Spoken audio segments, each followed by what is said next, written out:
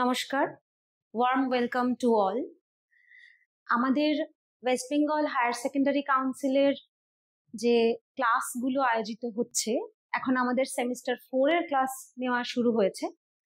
তো স্টুডেন্টস, আমরা আজকে সেমিস্টার 4 এর ইউনিট 1 এর ডায়েটেটিক্স অ্যান্ড ডায়েট প্ল্যানিং এই ইউনিটটার চ্যাপ্টার 1টা নিয়ে একটু পড়াশোনা করব।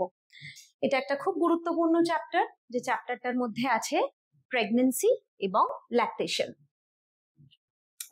চলে যাই আমাদের মূল আলোচ্য বিষয়গুলোর মধ্যে।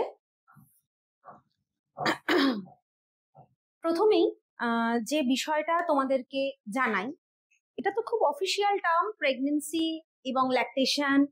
এই অফিসিয়াল টার্মগুলো যদি আমি বাদ দিই, যদি খুব কমন কনসেপ্ট ইউজ করি, যেগুলো কি বিষয়, একটা হচ্ছে গর্ভাবস্থা, যখন একজন মা তার বাচ্চাকে জন্ম দিচ্ছে, একটা নতুন প্রাণ পৃথিবীতে আসছে, সেই সময়টা যখন বেয়ার করা হচ্ছে, সেই সময়টা যখন মাতৃ জঠরে একটা ভ্রূণ প্রতিপালিত হচ্ছে, তৈরি হচ্ছে পৃথিবীর আলো দেখবে বলে, সেই সময়টা হলো প্রেগন্যান্সি বা গর্ভাবস্থা।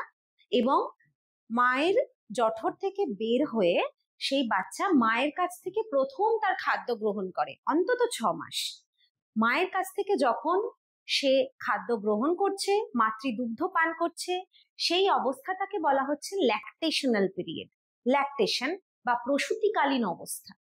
ঠিক আছে, এই দুটো হলো বিষয়। এবার আমরা এই বিষয় দুটোর উপরে কি কি পড়বো, আমাদের কি কি জানতে হবে। প্রথম কথা হচ্ছে প্রেগন্যান্সি বিষয়টা একটু ডিটেলে জানবো, ল্যাকটেশনের বিষয়টাও ডিটেলে জানবো, কিন্তু সেটা আমরা তবুও কনসেপ্টের মধ্যে আনতে পারি। কিন্তু প্রেগন্যান্সির মধ্যে অনেক বক্তব্য থাকে, অনেক জটিলতা থাকে, কিভাবে শুরু হচ্ছে, কিভাবে বিষয়টা ক্যারি ফরওয়ার্ডেড হচ্ছে, এই বিষয়গুলো নিয়ে আমাদেরকে ভালোভাবে জানতে হবে। এবং যেহেতু আমাদের বিষয়টাই হচ্ছে খাদ্য ভিত্তিক, তো এই বিশেষ অবস্থাগুলোতে যখন একজন মা হচ্ছে, বা যখন একজন মা হয়ে গেছে, বা যখন গর্ভস্থ শিশু ভূমিষ্ঠ হয়েছে, তাদের খাদ্যের উপরে আমাদের বিশেষভাবে নজর দিতে হবে। সেই জন্য এই প্রেগন্যান্সি এবং ল্যাকটেশন, এই দুটো সময়ের খাদ্য বা ডায়েট নিয়ে আমরা আলোচনা করব এই দুটো চ্যাপ্টারে। এসব প্রথমেই আমরা দেখে নেব যে প্রেগন্যান্সি বিষয়টা কি।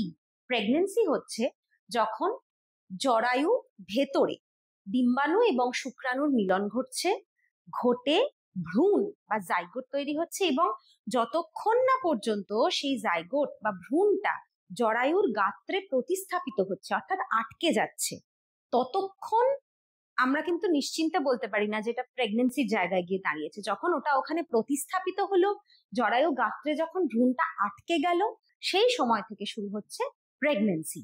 এবং এটা কতদিন চলছে? যখন সে জরায়ুর গাত্রে ছোট্ট ভ্রূণটা গিয়ে আটকাচ্ছে, সে মায়ের দেহ থেকে খাবার নিয়ে পুষ্ট হচ্ছে এবং দীর্ঘ একটা 9 মাসের জার্নি কমপ্লিট করছে ভূমিষ্ঠ হওয়ার আগে পর্যন্ত। এই পুরো সময়কালটাকে আমরা বলছি গর্ভাবস্থা বা প্রেগন্যান্সি পিরিয়ড। দেখে নাও, আমি জাস্ট কিছু ইম্পর্টেন্ট কথা এখানে লিখে রেখেছি। প্রেগন্যান্সির আরেকটা নাম হচ্ছে জেস্টেশন, জরায়ুতে ভ্রূণ আসা এবং পূর্ণাঙ্গ শিশু ভূমিষ্ঠ হওয়ার মধ্যবর্তী সময়টা, যখন থেকে জরায়ুর গাত্রে ভ্রূণটা প্রতিস্থাপিত হলো এবং প্রতিস্থাপিত হয়ে সঠিকভাবে বেড়ে উঠলো, মায়ের কাছ থেকে ফিড করে, মায়ের শরীর থেকে বিভিন্ন ভাবে সে খাবারগুলোকে নেয়। কখনো তার মায়ের রক্তবাহ থেকে তার ভেতরে খাবারটা ট্রান্সমিটেড হয়ে যাচ্ছে, পরবর্তীকালে দেখা যায় একটা অস্থায়ী ফরমেশন তৈরি হয় জরায়ুর মধ্যে। আমি পরের স্লাইডে দেখাবো, যেটাকে আমরা বলছি প্লাসেন্টা বা অমরা। সেই অস্থায়ী ফরমেশনটা থেকে কর্ড বের হয়ে বাচ্চার নাভির সঙ্গে যুক্ত থাকে, এবং ওই কর্ডের মাধ্যমে, ওই নলটার মাধ্যমে বাচ্চার শরীর এবং মায়ের শরীরের মধ্যে খাদ্যদ্রব্য আদান প্রদান হচ্ছে। বাচ্চার যে শরীরে বর্জ্য পদার্থ তৈরি হচ্ছে, ওটা আবার মায়ের দেহে ফিরে আসছে, সেটা বের হয়ে যাচ্ছে। এবং মা যা যা খাচ্ছেন, মা যেভাবে নার্চার্ড হচ্ছেন, বাচ্চাও সেইভাবেই নার্চার্ড হতে পারছে, ভালোভাবে সে পুষ্টি সংগ্রহ করতে পারছে। মা পুষ্ট থাকছে, সেই ভাবেই শিশু পুষ্ট হচ্ছে। আমরা আস্তে আস্তে আস্তে আস্তে দেখে নেব যে মায়ের শরীর থেকে কিভাবে সে সমস্ত কিছু সংগ্রহ করে একটা পূর্ণাঙ্গ শিশুরূপে ভূমিষ্ঠ হয়।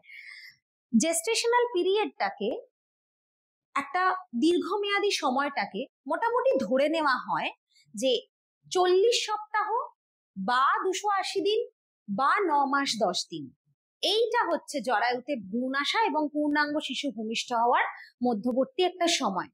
সপ্তাহর দিক থেকে আমরা 40 সপ্তাহ বলতে পারি বা 280 দিন বলতে পারি, অথবা 9 মাস 10 দিন, এইভাবে আমরা ধরতে পারি। এই যে পুরো টোটাল টাইমটা, এটাকে আমরা 3টে সময়কালে ভাগ করছি।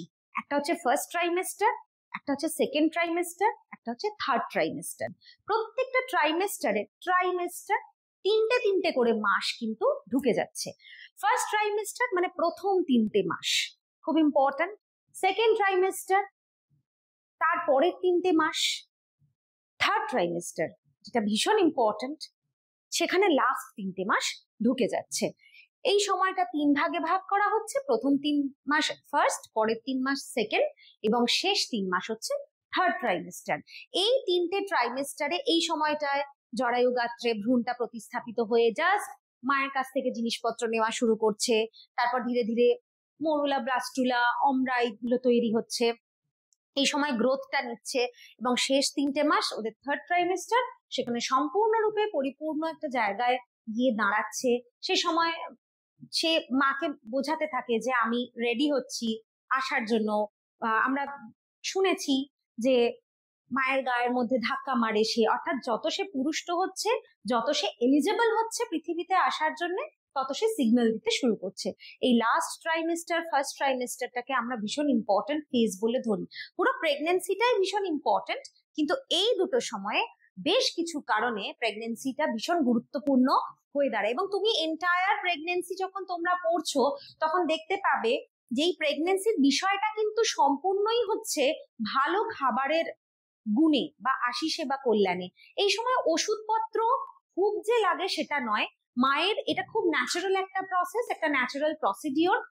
মায়ের যদি কোনো রকম কমপ্লিকেশন না থাকে, লাইক ডায়াবেটিস, হাই প্রেশার, এগুলো যদি খুব একটা না থাকে, অন্য কোনো ওষুধ খাওয়ার কোনো প্রয়োজন পড়ে না। যেটা খেতে হয় ভালো খাবার, প্রত্যেকটা ভিটামিন মিনারেলকে আলাদা করে এমফাসাইজ করে করে আমরা পড়বো যে কেন এগুলো লাগছে মায়ের বডিতে এক্সট্রা করে। মায়ের নিজের জন্য লাগছে, প্লাস বাচ্চার নারিশমেন্টের জন্য লাগছে। মাও আছে, মায়ের শরীরে আরেকটা প্রাণ আছে, দুটো প্রাণ মায়ের শরীরে তখন ডাবল ডাবল প্রত্যেকটা খাবার লাগছে। এবং মায়ের খাওয়া দাওয়ার উপর সম্পূর্ণভাবে বাচ্চার গ্রোথ অ্যান্ড ডেভেলপমেন্ট নির্ভর করছে। সরকারের তরফ থেকে কিছু আয়রন ট্যাবলেট এবং ক্যালসিয়ামের সাপ্লিমেন্টেশন, বা প্রথম দিকে ফোলেটের সাপ্লিমেন্টেশন যখন আমরা ডাক্তার দেখাতে যাই, তখন ওনারা এগুলো দেন for better growth and development of the baby. সেটা যাতে ভালোভাবে হয়। কেন ফোলেট দেবো আমরা এক্সট্রা করে, কেন আয়রন দেওয়া হয়, কেন ক্যালসিয়াম দেওয়া হয়, এগুলো নিয়ে আমরা বিশদে পড়াশোনা করব। তবে সবসময় আমায় মাথায় রাখতে হবে, একটা প্রেগনেন্সি পিরিয়ড মানে কিন্তু একটা ভীষণ ভালোভাবে খাওয়া দাওয়া করার টাইম। তোমরা ছকের মাধ্যমে দেখতে পাবে এই সময় সাধারণ অবস্থায় যে আমরা তো পড়েছি যে স্বাভাবিক অবস্থায় একটি মহিলার যে পরিমাণ ক্যালোরি লাগে সেটাকে 3টে ফেজে ভাগ করা হয়। একটা হচ্ছে স্বল্প পরিশ্রমী মহিলা, একটা হচ্ছে মাঝারি পরিশ্রমকারী মহিলা, একটা কঠিন পরিশ্রমকারী মহিলা। তো 3জন মহিলার 3টে ক্যালোরি রিকোয়ারমেন্ট।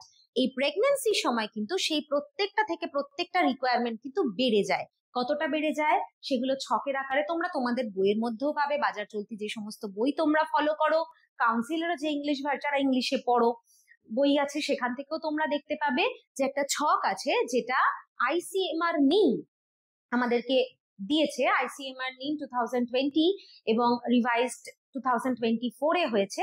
সেই অনুযায়ী আমাদেরকে কিন্তু প্রত্যেকটা মান জানতে হবে যে এই প্রেগনেন্সির সময় কোন জিনিসটা, কোন খাদ্য উপাদানটা কতটা পরিমাণে লাগে, কিভাবে লাগে। নেক্সট দেখো একটা স্লাইড আমি এনেছি তোমাদের জন্য। যখন ছোট্ট ভ্রূণটা প্রতিস্থাপিত হচ্ছে এই জায়গাটায়, প্রত্যেকে দেখতে পাচ্ছ, তারপরে 2 মাস 3 মাস ধীরে ধীরে ধীরে ধীরে কিভাবে ভ্রূণটা মায়ের শরীরে বেড়ে উঠছে।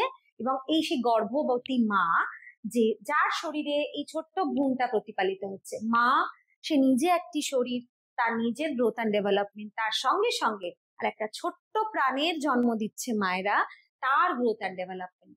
দুটো ফেজ একই সঙ্গে চলতে থাকে। এই সময় মায়েদের শরীরে অনেক ধরনের কমপ্লিকেশন আসে হরমোনাল চেঞ্জেস এর কারণে। হরমোনগুলো তো পাল্টে যায়, ফিজিওলজিক্যাল কন্ডিশনটাই তো পাল্টে যাচ্ছে, সুতরাং পরিবর্তন তো আসবেই, এটা খুব স্বাভাবিক।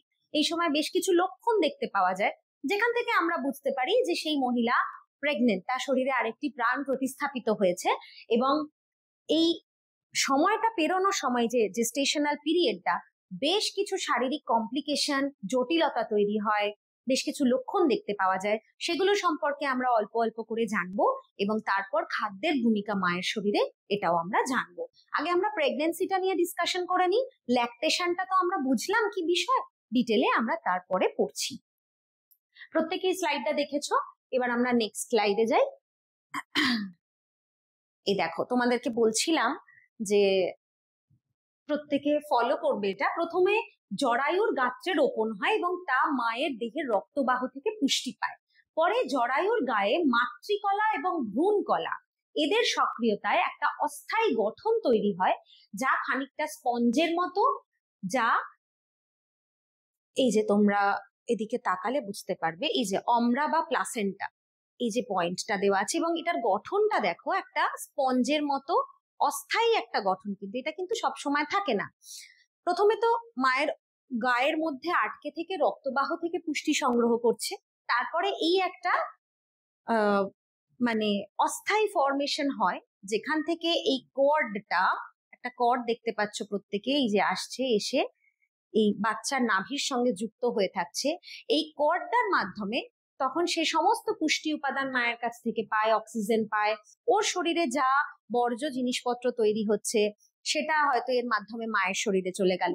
এই পুরো জিনিসটা হচ্ছে আমাদের শরীরের মধ্যে, মহিলার শরীরে থাকা জরায়ু, এবং এটা জরায়ু মুখ। এই বাচ্চাটি যখন কমপ্লিটলি ফর্মড হয়ে যাবে, এই জরায়ু মুখের মাধ্যমে মায়ের শরীর থেকে বের হয়ে আসবে।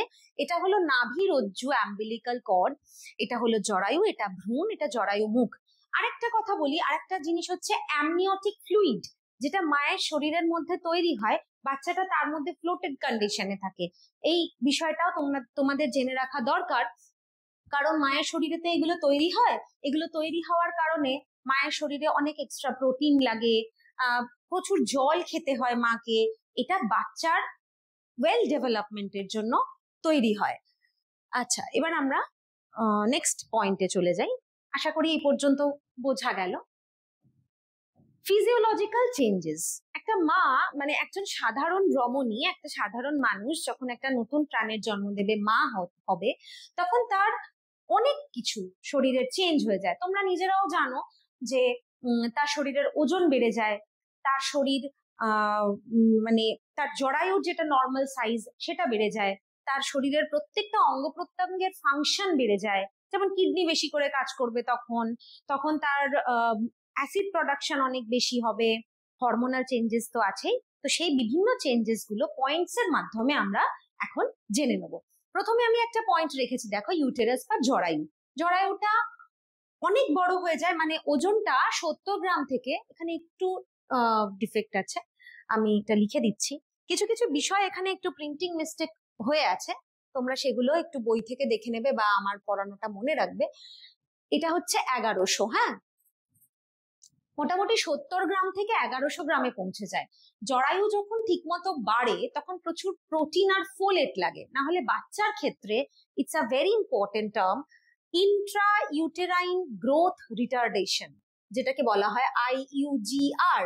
তোমরা পরবর্তীকালে নিউট্রিশন নিয়ে যদি পড়াশোনা করো, কোনো হসপিটালে যখন তোমরা ভিজিটিং ডায়েটিশিয়ান হিসেবে কাজ করবে বা অন জব ট্রেনিং করতে যাবে বা ট্রেনিং নেবে, তখন দেখবে ম্যাটারনিটি ওয়ার্ডের মধ্যে অনেক জায়গায় অনেকের ফাইলের মধ্যে লেখা থাকে IUGR, পেশেন্ট এই কমপ্লিকেশনে ভুগছে, অর্থাৎ তার ইন্ট্রা ইউটেরাইন গ্রোথ রিটার্ডেশন হয়েছে বাচ্চার ক্ষেত্রে, ঠিক মতো করে সে গ্রোথ নিতে পারছে না। এটা একটা খুব ইম্পর্টেন্ট টার্ম, তোমরা এটা মনে রাখবে। বেসাল মেটাবলিজম বা মৌলবিপাকীয় পরিবর্তন, তার চেহারার পরিবর্তন হচ্ছে, তার রক্তের ব্লাড ভলিউমের পরিবর্তন হচ্ছে, তার শরীরে অনেক রকম হরমোনাল চেঞ্জেস আসছে, খুব নর্মালি তার মৌলবিপাকীয় হার BMR চেঞ্জ হয়ে যাবে, এটা বৃদ্ধি পায়। কিরকম ভাবে বৃদ্ধি পায় দেখো, ফার্স্ট ট্রাইমেস্টারে মোটামুটি 5% বাড়ে, সেকেন্ড ট্রাইমেস্টারে 10% এবং থার্ড ট্রাইমেস্টারে 20 to 25%। তোমাদের যখন আমি BMR পড়িয়েছিলাম প্রথম দিকে, তখন কিন্তু আমি এই BMR এর প্রেগনেন্সির সময় BMR চেঞ্জেস এর এই রেশিওটা উল্লেখ করেছিলাম। যদি আমার ক্লাস ফলো করে থাকো তাহলে সেটা তোমাদের মনে থাকবে। এটা মনে রেখো, প্রথমে 5% মতো বাড়ছে, তারপরে 3টে ট্রাইমেস্টার 10% বাড়ছে, এবং মোস্ট ইম্পর্টেন্ট দেখো শেষকালেরটা কিন্তু হিউজ বাড়ছে, 20 to 25%। নেক্সট পয়েন্ট, গ্যাস্ট্রোইন্টেস্টিনাল বা পৌষ্টিক তন্ত্রের পরিবর্তন। প্রচুর কিছু খাচ্ছে, হরমোনাল চেঞ্জেস হয়েছে, তো বিভিন্ন হরমোনের প্রভাবে কি হয় দেখো, কয়েকটা টার্ম একটু শোনো, এটা ইংলিশে লেখা আছে, বাংলাতেও আমি বলে দিচ্ছি, খুব কঠিন কিছু না। সব ইংরেজি তো ওইভাবে পার্টিকুলারলি বাংলা হয় না, যেগুলো ইংলিশে বললে তোমাদেরই দেখবে বুঝতে সুবিধা হবে, সেগুলো আমি ইংলিশেই বলছি। যারা ইংলিশে পড়াশোনা করো তাদের কোনো অসুবিধা হবে না, কিন্তু বাংলা মিডিয়ামে যে ছেলে মেয়েরা পড়াশোনা করো তাদের মনে হবে যে এত ইংরাজি, ওরকম ব্যাপারটা না। কিছু টার্মস আছে না যেগুলোকে বাংলা করতে গেলে তার মাধুর্যটা হয়তো বা বুঝতেও অসুবিধা হতে পারে। তো কিছু ইংলিশ টার্মস দেখো, রিডিউসড গ্যাস্ট্রিক টোন, অর্থাৎ যে স্মুথনেসটা ছিল সেটা ওই হরমোনাল বিভিন্ন প্রভাবে কমে যায়। মটিলিটি অ্যান্ড সিক্রিশন, সিক্রিশন মানে ক্ষরণ, যে উপাদানগুলো ক্ষরিত হচ্ছে সেটা অনেকটা পড়ে যেতে পারে। মটিলিটি চলন যেটা, বা তার স্মুথনেসটা অনেকটা নষ্ট হয়ে যায়। Plus increased reverse peristalsis, peristalsis তোমরা প্রত্যেকেই জানো কি জিনিস, রিভার্স পেরিস্টলসিস মানে উল্টো দিকে ওটা বাড়তে থাকে। তার ফলে কি হয় দেখবে, অনেকেই কমপ্লেন করে যে প্রেগনেন্সির সময় বুক জ্বালা জ্বালা করছে, অ্যাসিডিটি হচ্ছে, ঢেকুর উঠছে, খেতে পাচ্ছি না কিছু, বমি পাচ্ছে, বুক জ্বালা করছে। এইটা কিন্তু এইগুলোর প্রভাবে হয়। Reduce gastric tone, motility, secretion, increased reverse peristalsis, এগুলোর কারণে হয়। এবং এগুলোর কারণে কিন্তু কনস্টিপেশনও হতে পারে। কনস্টিপেশন একটা ভীষণ বিপুল বড় মানে একটা কমপ্লিকেশন প্রেগনেন্সির সময়ে। মায়েদের স্টুল তখন পাস করতে চায় না, কারণ একে তো তার জরায়ুটা বাড়ছে, একটা প্রেসার পড়ছে কোলনের ওপরে, প্লাস এই এত ধরনের গ্যাস্ট্রোইন্টেস্টিনাল চেঞ্জেস, হরমোনাল চেঞ্জেস, যদি প্রচুর পরিমাণে মা জল না খায় তাহলে, এবং ফল ফাইবার জাতীয় খাদ্য এগুলো যদি না খায়, একটু হালকা হাঁটাচলা না করে, তাহলে কিন্তু, এবং যেহেতু হাঁটাচলাটাও এই সময় কমে যায়, কনস্টিপেশন একটা ভীষণ বড় সমস্যা হয়ে দাঁড়ায়। গলা বুক জ্বালা করা, বমি করা, কনস্টিপেটেড হয়ে যাওয়া, এই প্রবলেমগুলো থেকে রিলিফ পেতে গেলে কিন্তু এই প্রবলেমগুলো হওয়াটা খুব নর্মাল, কারণ তার জরায়ু তখন বেড়ে যাচ্ছে, গ্যাস্ট্রোইন্টেস্টিনাল এতগুলো চেঞ্জ হয়েছে। এটার থেকে ওভারকাম করার জন্য তাকে সেই ধরনের খাবার খেতে হবে যেগুলো তাকে ওই অবস্থা থেকে রিলিভ করে দেবে, রিলিভড হয়ে যাবে, সে রিলিফ দেবে তাকে। তো তার জন্য তাকে অনেক বেশি পরিমাণে জল খেতে হবে, তাকে শাকসবজি ফলমূল অনেক বেশি পরিমাণে খেতে হবে, হালকা হাঁটাচলা করতে হবে, এবং একটা নির্দিষ্ট সময়ে স্টুল পাস মানে বাথরুমে গেলে একটা নির্দিষ্ট সময় পটি যাওয়ার তাকে অভ্যাস রাখতে হবে। এই বিষয়গুলো মেনটেন করতে হবে। দেখো এটাই লেখা আছে, তাই বমি ভাব, নজিয়া, হার্টবার্ন, কনস্টিপেশন এগুলো ইংলিশে লেখা। বমি ভাবকে বলা হয় নজিয়া। যদি তোমাদের বমি ভাব না দিয়ে প্রশ্ন আসে নজিয়া, তখন বুঝবে যে বমি বমি ভাব সবসময় ওয়াক ওয়াক করছে, এটা হচ্ছে নজিয়া। বুক জ্বালা, হার্টবার্ন, কনস্টিপেশন এগুলো দেখা যায় পরবর্তীকালে। হরমোনের প্রভাবে খিদেটাও বেড়ে যায়। কোন কোন হরমোন দুটো খুব ইম্পর্টেন্ট, প্রোজেস্টেরন, ইস্ট্রোজেন, এই হরমোনগুলো খুব ইম্পর্টেন্ট। এদের প্রভাবে প্রচন্ড পরিমাণে খিদেও বেড়ে যায়। এক একজন প্রেগনেন্ট মাদারের এমনই অবস্থা থাকে, তারা সব সময় খেতে চায়, ইভেন ঘুম ভাঙলেও তাদের মনে হয় যে আমার ভীষণ খিদে পাচ্ছে, তারা খায়ও, এবং খাওয়াটাই নর্মাল, যেটা হরমোনের প্রভাবে তাদের মধ্যে এই চেঞ্জেস গুলো আসে। এই যে রক্তের ভলিউমের কথা বলছিলাম, রক্তের প্লাজমা ভলিউম 50% বেড়ে যায়। আরবিসি অর্থাৎ রেড ব্লাড সেল 20% বাড়ে। কার্ডিয়াক আউটপুট, যখনই রক্ত বাড়বে আরবিসির পরিমাণ বাড়বে, তখন কার্ডিয়াক আউটপুটও অনেক বেশি হবে, হার্টকেও অনেক বেশি কাজ করতে হবে, 30 to 60% বেড়ে যায়। সেই জন্য খাদ্যের নিউট্রিয়েন্ট রিকোয়ারমেন্টস বেড়ে যায়। রক্ত বাড়ছে, আরবিসি বাড়ছে, তার মানে আমার প্রোটিনের যোগান প্রচুর লাগবে, আয়রনের যোগান যথেষ্ট লাগবে, যেগুলো ব্লাড তৈরি করছে, ফোলেট লাগবে, B12 লাগবে। ভালো করে মনে করে দেখো, আরবিসি তৈরি হওয়ার জন্য হিমোগ্লোবিন, রক্তাল্পতা, এই জায়গাগুলো যখন পড়েছিলে তখন কোনটার সঙ্গে কোনটা রিলেটেড ছিল? Vitamin C, vitamin B12, protein, এগুলো কিন্তু সব ব্লাড ফর্মেশনের জন্য কাজে লাগে। এগুলো কিন্তু প্রত্যেকটাই খুব ইম্পর্টেন্ট নিউট্রিয়েন্টস, যাতে অ্যানিমিয়া না হয়, পেশেন্ট যাতে বা মা যাতে অ্যানিমিক না হয়ে যায়। তাই খাদ্যের নিউট্রিয়েন্ট রিকোয়ারমেন্ট অনেক বেড়ে যাচ্ছে। ওজনের পরিবর্তন খুব ভালোভাবেই তোমরা বুঝতে পারো যে তারা সেই সময় প্রচন্ড মোটা সোটা হয়ে যায়। যে কোনো মা সেই সময় খুব ভারী, এবং ভারী না হলেও সমস্যা, যদি ওজনটা না বৃদ্ধি পায় না, শরীর যদি ফ্যাট অ্যাকুমুলেটেড না হয়, তাহলে কিন্তু পরবর্তীকালে তাদের ক্ষেত্রে সমস্যা হতে পারে। বেশ কিছুটা অ্যাকুমুলেটেড ফ্যাট যখন সে প্রসূতি মা হবে, যখন তার বাচ্চা তার থেকে খাবার নেবে, দুধ খাবে, মাতৃদুগ্ধ যখন পান করবে, তখন এই ফ্যাটটা কিন্তু অনেকটা তাদের সুদিং এফেক্ট দেয় বা হেল্প করে তাদের মানে ওই ওই ল্যাকটেটিং টাইমটায় এই ওজনটা হেল্প করে। পুরো গর্ভাবস্থায় 10 থেকে 12 কেজি বাড়বে, না হলে লো বার্থ ওয়েট বেবি জন্মায়। মায়ের ওজন যদি ঠিক মতো না বাড়ে তাহলে কি হবে, তার মানে তার শরীরের মধ্যে ঠিক মতো রক্ত বা কোষ কলা বা যা যা জিনিসপত্র তৈরি হওয়ার কথা ছিল সেগুলো ঠিক করে তৈরি হয়নি। সেই জন্য যদি ওজনটা অন্তত এই লেভেলে না বাড়ে তাহলে দেখা যায় যে লো বার্থ ওয়েট বেবি জন্মায়। তোমরা জানো যে আমাদের ভারতবর্ষে কত কেজি ওজনের বাচ্চাকে স্ট্যান্ডার্ড ওয়েট বলে ধরা হয়, যার যেটা না হলে আমরা বলি যে এই বাচ্চাটা এলবিডব্লিউ শিকার, 2.5 কেজি। এই কোয়েশ্চেনটা আসে তোমাদের। 2.5 কেজির নিচে যদি বাচ্চা জন্মায় তাহলে আমরা বলি সেটা লো বার্থ ওয়েট বেবি। আচ্ছা, এই যে কথাটা আমি বললাম, পরবর্তীকালে এই সঞ্চিত ফ্যাটি যে 10 থেকে 12 কেজি বাড়লো, এটা স্তন্যদানকালীন অবস্থায় দুগ্ধ উৎপাদনে সহায়ক হয়। মায়ের তখন অসুবিধা হয় না, এবং ওই সময়টা এমনই যায় মায়ের শরীর থেকে তো সমস্ত জিনিসটা ভেঙে দুগ্ধ তৈরি করছে এবং বাচ্চা সেই খাবারটাকে নার্চার্ড হচ্ছে। তো ওই সঞ্চিত ফ্যাটটা কিন্তু ওই সময় হেল্প করে। মা বাচ্চাকে যতটা ফিড করায় না, তার ফ্যাট তত আস্তে আস্তে গলে যায় বা কমে যায়, তার ওজন, তার চেহারা একটা শেপে চলে আসে। মায়ের ফিডিং প্র্যাকটিস তার চেহারা নর্মাল করতে সাহায্য করে। নেক্সট যে অর্গানটার কথা, কিডনি। কিডনি স্বাভাবিক প্রচুর রক্ত বেড়ে গেছে, আরবিসি বেড়ে গেছে, বিপাকীয় পরিবর্তন হচ্ছে, এটা ওটা তৈরি হচ্ছে, তার ফলে কিডনির কাজও অনেক। কিডনির প্রধান কাজ কি? বডি থেকে ছেঁকে বিষাক্ত পদার্থটাকে সরিয়ে শরীর থেকে বার করে দেওয়া এবং ফ্রেশ ব্লাড, ফ্রেশ জিনিস আবার বডিতে ফেরত পাঠিয়ে দেওয়া, যাতে সব সিস্টেমটা একটা ব্যালেন্সড ওয়েতে চলতে থাকে। তো যখন শরীরেরই এত কিছু চেঞ্জ হচ্ছে তাহলে কিডনিরও কাজ বাড়ছে, ছাড়তে হচ্ছে, প্রচুর জিনিসপত্র চলছে, তার গ্লোমেরুলার ফিল্ট্রেশন রেট যেটা জিএফআর, ফিল্ট্রেশন রেট অনেক বেড়ে যাচ্ছে। পরিশ্রুতকরণের হার দেখো 50% অব্দি কিন্তু বেড়ে যেতে পারে। ক্রিয়েটিনিন, ইউরিয়া, ইউরিক অ্যাসিড এগুলো বেশি করে পরিষ্কার করতে হয় তাকে বডি থেকে, তখন বার করতে হয়। প্রোটিন তো প্রচুর পরিমাণে খাচ্ছে, সেগুলোকে বার করে দিতে হয়। বর্ধিত পরিমাণের amino acid, water soluble vitamins,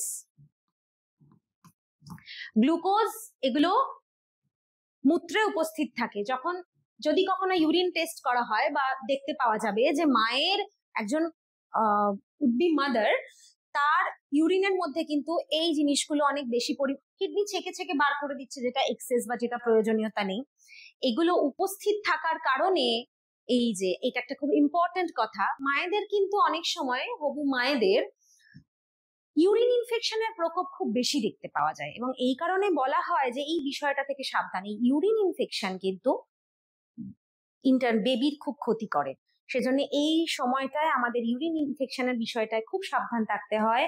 যারা হবু মা তাদেরকে সেইভাবেই কিছু প্রিকশন মেনটেন করতে হয় যাতে ইউরিন ইনফেকশন না হয়। কেন ইনফেকশনটা হয়? কারণ তখন তার ইউরিনের মধ্যে দিয়ে প্রচুর গ্লুকোজ, অ্যামিনো অ্যাসিড এগুলো পাস করছে। এগুলো কি? এগুলো তো খাবারেরই অংশ, তার ফলে ব্যাকটেরিয়াল সংক্রমণ খুব বেশি হয় বা তাড়াতাড়ি হয়, দ্রুত হয়। যদি প্রপার হাইজিন মেনটেন না করা হয় তাহলে কিন্তু সংক্রমণ খুব দ্রুত হয়, কারণ তার ইউরিনের মধ্যে কিন্তু এই বিভিন্ন খাদ্যের অবশিষ্টাংশ রয়ে যাচ্ছে। This may be a reason increased number of urinary tract infections seen in pregnant women. বুঝতে পারা গেল? এটা হচ্ছে একটা প্র্যাকটিক্যাল ক্লজ। এই জন্য যখন প্রেগনেন্সি পিরিয়ড, তখন আমাদের মায়েদেরকে বলে দিতে হবে যে তখন খুব সাবধানে থাকতে, যাতে কোনো রকম ইনফেকশনে তারা না পড়ে। প্রপার হাইজিন মেনটেন এবং প্রপারলি নিজেকে ঠিকভাবে রাখা। অনেক সময় দেখতে পাওয়া যায় যে তার হাত পা ফুলে যাচ্ছে, মেনলি পা গুলো ফুলে ফুলে যায়, অনেক সময় জল জমতেও দেখা যায়। এটার জন্য ভয়ের কিছু নেই, ইডিমা বলা হচ্ছে যেটাকে। ইডিমাটা প্রেগনেন্সিতে বা গর্ভাবস্থাকালীন অবস্থায় ইডিমাটা অ্যাবনর্মাল কিছু নয়, তার একটা কারণ আমি পরে দেখাচ্ছি যে কেন জলটা জমে যাচ্ছে। পুরো শরীরের ওজনটা তো বেড়ে যাচ্ছে, ইউটেরাসের ভলিউমটা তো বেড়ে যাচ্ছে, তো যে শিরা উপশিরাগুলো মানে জলটাকে ফেরত নিয়ে আসে তার উপরে একটা প্রেসার পড়তে থাকে। প্রেসার পড়ার ফলে কি হচ্ছে, ওটা কাজ করাটা কমিয়ে দিচ্ছে, সেজন্য জল জমে। এটা অ্যাবনর্মাল কিছু না, ইডিমা বা জল জমাটা সেটা দেখতে পাওয়া যায় শারীরবৃত্তীয় কারণে, পায়ে ও গোড়ালিতে জল জমা স্বাভাবিক। আচ্ছা, দুটো টার্মের জন্য এই পয়েন্টটা আমি লিখেছি, একটা হচ্ছে অ্যান্টিনেটাল পিরিয়ড, একটা হচ্ছে অ্যান্টিনেটাল কেয়ার। অ্যান্টিনেটাল, অ্যান্টি কথাটার মানে কি? পূর্ববর্তীকালীন, অ্যান্টিন্যাটাল, অ্যান্টিন্যাটাল পিরিয়ড অ্যান্ড অ্যান্টিন্যাটাল কেয়ার। এই প্রসবকালীন, প্রসব পূর্ববর্তীকালীন যে অবস্থা, সেই সময়ের যত্ন এবং সেই সময়ের ভালো থাকা, সেগুলো কি কি হতে পারে? কিভাবে অ্যান্টিন্যাটাল কেয়ার আমি নেব? না আমি মাকে নিয়মিত চেক আপে নিয়ে যাব, সঠিক পুষ্টি দেব, টিকাকরণ, মা বেশ কিছু টিকা পায় প্রেগনেন্সির সময়, সেই টিকাকরণগুলো ঠিকভাবে হচ্ছে কিনা সেটা আমি জানবো। সমস্যা হলে সেই সমস্যা চিহ্নিতকরণ এবং সঠিক প্রসব পূর্ব যত্ন, এই যে হাইজিন মেনটেন করা, পরিষ্কার পরিচ্ছন্ন থাকা, সমস্ত জিনিসগুলোকে মেনটেন করে রাখা, কোনো কিছু বাড়াবাড়ির জায়গায় না যাওয়া, অতিরিক্ত কোনো ভারী কাজ না করা, এগুলো হচ্ছে সঠিক প্রসব পূর্বকালীন যত্ন। এটা মনে রাখবে, এটা ছোট ছোট প্রশ্ন দিতে পারে। What is antenatal care? Antenatal কেয়ারের মধ্যে আমি কোন কোন বিষয়কে ফেলতে পারি, তখন এগুলো বলবে। সিমটমস অফ প্রেগনেন্সি, কি করে বোঝা যায়, আমরা জেনারেলি কি করে বুঝতে পারি যে কোনো মহিলা প্রেগনেন্সি পিরিয়ডের মধ্যে ঢুকেছে? মিসড পিরিয়ড, তাদের যে পিরিয়ড বা শারীরবৃত্তীয় যে বিষয়, পিরিয়ডসটা তাদের 1 মাস বা 2 মাস বন্ধ হয়ে গেলে তাদেরকে চেক আপ করতে হবে। টায়ার্ডনেস, খুব ক্লান্ত লাগতে থাকে। ফ্রিকোয়েন্ট ইউরিনেশন, বারবার টয়লেটে যাওয়ার আর্জ থাকবে। Mood swing, nausea and vomiting, অনেকের শুরুর দিকেই ভীষণ ভাবে বমি হতে থাকে। মর্নিং সিকনেস, এই নজিয়া, ভমিটিং, এই বিষয়গুলোকে না একসঙ্গে মর্নিং সিকনেস, এগুলো ঘুম থেকে ওঠার পর খুব বেশি হয়, এই নজিয়া ভমিটিংটা, সেজন্য এটাকে মর্নিং সিকনেস নাম দেওয়া হয়।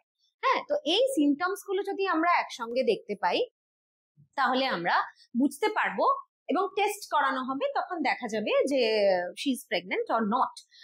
আচ্ছা, বিভিন্ন হরমোনের পরিবর্তনের জন্য মর্নিং সিকনেস হয়। স্বাভাবিক, বিভিন্ন হরমোন বাড়ছে, কোনোটা কমছে, যে যে হরমোনগুলোর প্রভাবে সবকিছু ঠিক করে দাঁড়াবে একজন মায়ের, সেই পরিস্থিতিগুলোকে আনার জন্য হরমোনগুলো বাড়ছে, বডিকে ব্যালেন্স করছে, বাচ্চাকে কেয়ার দেওয়ার জন্য রেডি হচ্ছে। তো বিভিন্ন হরমোনের চেঞ্জ হচ্ছে, বিভিন্ন হরমোনের পরিবর্তনের জন্য মর্নিং সিকনেস হয়। এই মর্নিং সিকনেসটাকে কিভাবে আমরা মানে ওভারকাম করব? এই সময় মানে গন্ধটা ভীষণ ম্যাটার করে যায়। কোনো একটা গন্ধ ওর খারাপ লেগে গেল কোনো হবু মায়ের, ব্যাস ওই পুরো প্রেগনেন্সি পিরিয়ড সে আর খাবারটা খেতে পারে না। সুতরাং কোনো ফ্লেভার্ড গন্ধ, সেটাকে একটু অ্যাভয়েড করা। খেতে পারছে না, খেলেই তার বমি হচ্ছে, একটা নজিয়া গা বমি ভাব, তখন শুকনো খাবার খুব কাজে দেয়। বারে বারে অল্প অল্প অল্প অল্প করে বারে বারে শুকনো খাবার, চিড়ে, মুড়ি, ছোলা, শুকনো শুকনো যেগুলো বমি করলেও আমাকে তো খাবারটা দিতে হবে, তাই শুকনো খাবার বারে বারে, বা কোনো তরল খাবার, স্যুপ টাইপের কিছু, কোনো জুস, এরকম। আর বারবার বলছি ফ্লেভারটাকে অ্যাভয়েড করতে, তাহলে মোটামুটি মর্নিং সিকনেসটাকে একটু কন্ট্রোলে আনা যায়। এটা তো হবেই, কারণ হরমোনের প্রভাব আছে যখন, আমাকে কি করতে হবে? কন্ট্রোল করতে হবে। তো আমি এইভাবে ওটাকে ব্যাকআপ দিতে পারি এবং একটা সার্টেন টাইমের পর ওটা নর্মাল জায়গায় চলে আসে।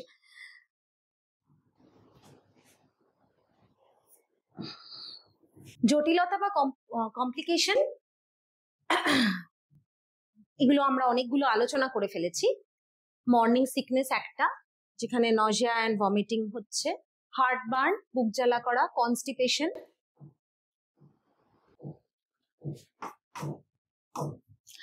হাতে পায়ে খিল ধরা, লেগ অ্যান্ড মাস্কিউলার ক্র্যাম্প। অনেক সময় না ওই খনিজ মৌল যেগুলো মিনারেলস এর অভাবে বা রিকোয়ারমেন্টের কারণে মায়েদের হাতে পায়ে খিল ধরে, মানে টান টান হয়, হাত পা টান টান করতে থাকে, ব্যথা করতে থাকে, একটা অন্যরকম অনুভূতি থাকে, এটাকে বলা হয় মাস্কিউলার ক্র্যাম্প। মানে মনে হয় যেন খিচ লেগে যাচ্ছে এরকম, এটা একটা কমপ্লিকেশন। আচ্ছা, যেটা খুব ইম্পর্টেন্ট, একটার নাম হচ্ছে প্রি এক্ল্যাম্পসিয়া, একটার নাম হচ্ছে এক্ল্যাম্পসিয়া। এই দুটো জিনিস তোমরা মনে রাখবে। প্রি এক্ল্যাম্পসিয়া মানে বুঝতেই পারছো, এক্ল্যাম্পসিয়ার আগের স্টেজটা প্রি এক্ল্যাম্পসিয়া বলছি। এক্ল্যাম্পসিয়াটা হচ্ছে প্রেগন্যান্সি ইনডিউসড হাইপারটেনশন। এই সময়ে মায়েদের শরীরে প্রেশার খুব হাই হয়ে যেতে পারে, বিভিন্ন রকম প্রভাবকের পরিবর্তনের জন্য তাদের প্রেশার হাই হয়ে যেতে পারে। এই ইনডিউসড প্রেশার মানে প্রেগন্যান্সি ইনডিউসড হাইপারটেনশন, প্রেগন্যান্সি জনিত যে হাইপারটেনশনটা তৈরি হলো, যেটাকে এক কথায় আমরা বলছি PIH, প্রেশার বেড়ে যাওয়ার এই ঘটনাটা, হাই প্রেশার, এটার নাম হচ্ছে এক্ল্যাম্পসিয়া। প্রি এক্ল্যাম্পসিয়া হচ্ছে একটা টক্সিমিয়া, একটা বিষক্রিয়া। এটা আগে বলা হতো, এখন আর ওই বিষয়টা নেই যে যেখান থেকে বিষক্রিয়াটা তৈরি হচ্ছে। আর ইডিমা মানে জল জমা। In pre-eclampsia the mother's high blood pressure reduces the blood supply to the fetus, which may get less oxygen and lower nutrients.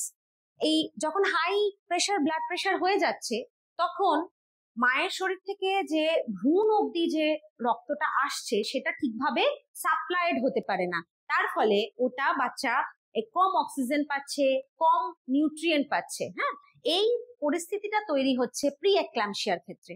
R eclampsia is when pregnant women with pre-eclampsia develop seizure or coma. এই প্রি-এক্লাম্পসিয়ার প্রভাবে যখন কোনো মায়ের শরীরে খিঁচুনি বা coma তৈরি হবে, সেই ঘটনাটা ভীষণ ফেটাল, মানে লাইফ মানে প্রাণঘাতী হয়ে যেতে পারে। এই প্রি-এক্লাম্পসিয়া এবং এক্লাম্পসিয়া এই দুটো ইনসিডেন্টকে খুব ভালো করে মনে রাখবে। প্রি-এক্লাম্পসিয়া, এটাকে আগে টক্সিমিয়া এই জন্যই বলা হতো, এটার প্রভাবে মায়ের শরীরে খিঁচুনি বা কোমা এই ধরনের সিচুয়েশন দেখতে পাওয়া যায়। আর প্রেগনেন্সি ইনডিউসড হাইপারটেনশন, প্রেগনেন্সির কারণে মায়ের শরীরে প্রেশারের ভীষণ তারতম্য বা বর্ধিত প্রেশারের ঘটনাটাকে এক্লাম্পসিয়া বলা হচ্ছে। এই দুটো ঘটনা খুব ভালো করে মনে রাখবে। প্রি-এক্লাম্পসিয়ার সঙ্গে সিজার, কোমা এই কথা দুটো মনে রাখবে, এক্লাম্পসিয়ার সঙ্গে PIH এই কথাটা মনে রাখবে। তাহলে তোমরা প্রি-এক্লাম্পসিয়া কি বা এক্লাম্পসিয়া কি সেটা ইজিলি লিখতে পারবে। Edema may be caused by the pressure of the enlarged uterus on the veins returning fluid from the legs. পা থেকে ফ্লুইডটা নিয়ে যে ভেন গুলো ফিরতে থাকে সেইগুলোর ওপরে একটা প্রেশার ক্রিয়েট হয়, ইউটেরাস ভীষণ এনলার্জড হয়ে যায় বা মা অনেকটা ভারী হয়ে যায়, সেই কারণে এই ভেন্স গুলোর ওপরে চাপ পড়ার কারণে কিন্তু এই ইডিমা বা জল জমার ঘটনাটা ঘটতে পারে, যেটা আবার নর্মাল জায়গায় বা পূর্ববর্তী অবস্থায় ফেরত চলে আসে, কোনো অসুবিধা হয় না। এই তিনটে টার্ম আমি বারবার বলছি, প্রি-এক্লাম্পসিয়া, এক্লাম্পসিয়া, ইডিমা, এই ব্যাপারগুলো মনে রাখবে। ইডিমাটা কেন হচ্ছে মনে রাখবে, প্রি-এক্লাম্পসিয়ার সঙ্গে টক্সিমিয়া কথাটা বা প্রি-এক্লাম্পসিয়ার সঙ্গে সিজার আর কোমা কথাটা মনে রাখবে। এই সিজার কথাটার মানে হচ্ছে খিঁচুনি, খিঁচুনিকে ভালো কথায় মানে এই টার্মে বলা হয় সিজার্স। আর এক্লাম্পসিয়ার সঙ্গে PIH, প্রেগনেন্সি ইনডিউসড হাইপারটেনশন, এই কথাটা তোমরা মনে রাখবে। নেক্সট স্লাইডে যাচ্ছি। কমপ্লিকেশনের মধ্যে একটা সিভিয়ার কমপ্লিকেশন হচ্ছে অ্যানিমিয়া বা রক্তাল্পতা। মায়েদের শরীরে রক্তাল্পতা ভীষণ ভাবে দেখতে পাওয়া যায়, কারণ মায়ের রক্ত সেখান থেকে টেনে নিয়ে বাচ্চার শরীরে রক্ত তৈরি হচ্ছে, পুরো একটা বডি ফর্মেশন হচ্ছে। এই জন্য হসপিটাল থেকে, প্রাইমারি হেলথ সেন্টার বা যে কোনো ডক্টরের কাছ থেকেই মাকে একটা অ্যানিমিয়া ফোলিক অ্যাসিডের সাপ্লিমেন্ট ট্যাবলেট দিয়ে রাখা হয়, কারণ এই সময় প্রচুর পরিমাণে আয়রনের শরীরের প্রয়োজনীয়তা ঘটে। তবে হ্যাঁ, এই সময়ে এখন ICMR নিনের যে রিভাইজ 2024-এর যে চার্টটা, সেখানে আগের চার্টটায় আমরা দেখতাম যে আয়রনের পরিমাণটা প্রচুর বেশি দেওয়া হচ্ছে, যা নর্মাল মহিলাদের যা আয়রনের রিকোয়ারমেন্ট প্রেগনেন্সিতে অনেকটা বেড়ে যাচ্ছে। কিন্তু এই নতুন রিভাইজড যে চার্ট এসেছে, ডায়েট চার্ট, যেগুলো রিকোয়ারমেন্টের রেকমেন্ডেড অ্যালাওয়েন্সের যে চার্ট গুলো দেওয়া হয়েছে, সেখানে দেখা যাচ্ছে যে আয়রনের পরিমাণটা প্রেগনেন্সিতে নর্মাল টাইমের থেকে একটু কম দেওয়া আছে, এবং ইয়ের সময় ল্যাকটেটিং মাদারদের ক্ষেত্রে আরো কম দেওয়া আছে। তার কারণ হিসেবে ওনারা বলছেন এই সময় যেহেতু বডি থেকে ব্লাড লস বন্ধ থাকে, অর্থাৎ আমাদের পিরিয়ডস বন্ধ থাকে, এই সময় ঋতুকালীন বা কোনো রকম মেনস্ট্রুয়েশন সাইকেলের কোনো ব্যাপার নেই, শরীর থেকে ব্লাড লস বন্ধ থাকছে, এবং কিছু সাপ্লিমেন্টেশন আমরা খাচ্ছি বা দেওয়া হচ্ছে, সেই কারণে এক্সট্রা আর খাদ্যের মাধ্যমে আয়রনের রিকোয়ারমেন্টের কথাটা কিন্তু বন্ধ করে দেওয়া হয়েছে, বা ওই কনসেপ্টটাকে সরিয়ে দেওয়া হয়েছে। মেনস্ট্রুয়েশন সাইকেল যেহেতু বন্ধ থাকে, ব্লাড লস যেহেতু বন্ধ থাকে, সেই কারণে তোমরা রিকোয়ারমেন্ট চার্টে ভাবতেই পারো যে ম্যাডাম বললেন যে আয়রন প্রচুর লাগে, রক্তাল্পতা হয়, তাহলে রিকোয়ারমেন্টটা এটাই কম কেন? আগে অব্দি যে চার্ট ছিল সেখানে কিন্তু বাড়ানোই ছিল, কিন্তু এই চার্ট থেকে কমে গেছে। তোমরা দেখতে পাবে প্রেগনেন্সিতে তো কমই নর্মাল রিকোয়ারমেন্টের থেকে 27, এবং ল্যাকটেশনে আরো কম 23 হয়ে গেছে। ঠিক আছে, তো এই সময় অ্যানিমিয়া একটা ভীষণ বড় সমস্যা, তার কারণ আয়রনের অভাব, শরীরে আয়রনের অভাবে অ্যানিমিয়া হয়। যে অ্যানিমিয়াটাকে মানে কখন বলবো, যে 28 সপ্তাহ পেরিয়ে যাওয়ার পরেও 10 থেকে 11 গ্রাম পার 100 মিলির নিচে যখন রক্ত নিয়ে দেখতে পাওয়া যাবে যে তার ব্লাডে 100 ml ব্লাডের মধ্যে আয়রন 10 থেকে 11 গ্রামও নেই, তখন তাকে আমি অ্যানিমিক বলতে পারি, সেই কন্ডিশনটাকে অ্যানিমিক বলা হয়। এই আয়রনের অভাবে যে অ্যানিমিয়াটা হয় এটাকে বলা হয় মাইক্রোসাইটিক হাইপোক্রোমিক অ্যানিমিয়া। এছাড়াও মেগালোব্লাস্টিক অ্যানিমিয়া, পার্নিশিয়াস অ্যানিমিয়া, এই অ্যানিমিয়াগুলোর আমরা নাম পাই, যেগুলো মোটামুটি আয়রন ছাড়াও ফলিক অ্যাসিড, ভিটামিন B12 এগুলোর অভাবে হয়। মায়ের শরীরে এই আয়রনের অভাবজনিত যে অ্যানিমিয়া সেটার প্রভাব ভারতবর্ষে অনেক বেশি। অ্যানিমিয়ায় ইউটিআই এর সম্ভাবনাও বেড়ে যায়। একটা তো বললাম UTI, urinary tract infection. Urinary ইনফেকশনটা কেন হচ্ছে ট্র্যাক্টের মধ্যে সেটা একটা কারণ আমি বলেছি। আবার আয়রনের অভাব যে কোনো রোগ জীবাণুর আক্রমণকে অনেক বাড়িয়ে দেয়। তার ফলে এই অ্যানিমিয়া থাকার জন্য ইউটিআই সংক্রমণ হওয়ারও একটা বিরাট বড় চান্স থাকে, যেখান থেকে লো বার্থ ওয়েটের বেবি হতে পারে, 2.5 কেজির নিচে বাচ্চা জন্মাতে পারে, প্রিটার্ম বার্থও হতে পারে। বাচ্চার বৌদ্ধিক বিকাশের প্রভাব, বুদ্ধি থেকে বৌদ্ধিক কথাটা এসেছে, বৌদ্ধিক বিকাশে এই আয়রনের অভাব, ইউরিনারি ট্র্যাক্ট ইনফেকশন এগুলোর একটা বিরাট প্রভাব পড়ে। ডায়াবেটিস, এই সময় ডায়াবেটিস নেই হয়তো, সেই মহিলার শরীরে কোনো কালে কখনো ডায়াবেটিস দেখা যায়নি, কিন্তু দেখা গেল প্রেগনেন্সির পর একটা ডায়াবেটিসের সম্ভাবনা বা একটা ডায়াবেটিসের রিপোর্ট আসছে। এই প্রেগনেন্সির সময় যে ডায়াবেটিসটা দেখতে পাওয়া যাবে সেটাকে আমরা বলছি জেস্টেশনাল ডায়াবেটিস। যেহেতু এই প্রেগনেন্সির টাইমটাকে আমরা জেস্টেশন বলছি, এই সময়ের যে ডায়াবেটিসটা আমরা দেখতে পাই সেটাকে আমরা বলছি জেস্টেশনাল ডায়াবেটিস। এটা এই সময়ই হয়, ম্যাক্সিমামের ক্ষেত্রেই প্রেগনেন্সির পরে এটা আর থাকে না, এটা চলে যায়। কারো কারোর ক্ষেত্রে রয়ে যায়, পরে সেটা বাড়ে, কিন্তু বেশিরভাগ ক্ষেত্রেই দেখতে পাওয়া গেছে এই ডায়াবেটিস যখন প্রেগনেন্সি ইনডিউসড, সেটা যেটার নাম জেস্টেশনাল ডায়াবেটিস, সেটা পরবর্তীকালে আর আসে না। বিভিন্ন হরমোনের প্রভাবে এটা হয়। Abnormal glucose tolerance during pregnancy reverts to normal glucose tolerance after delivery.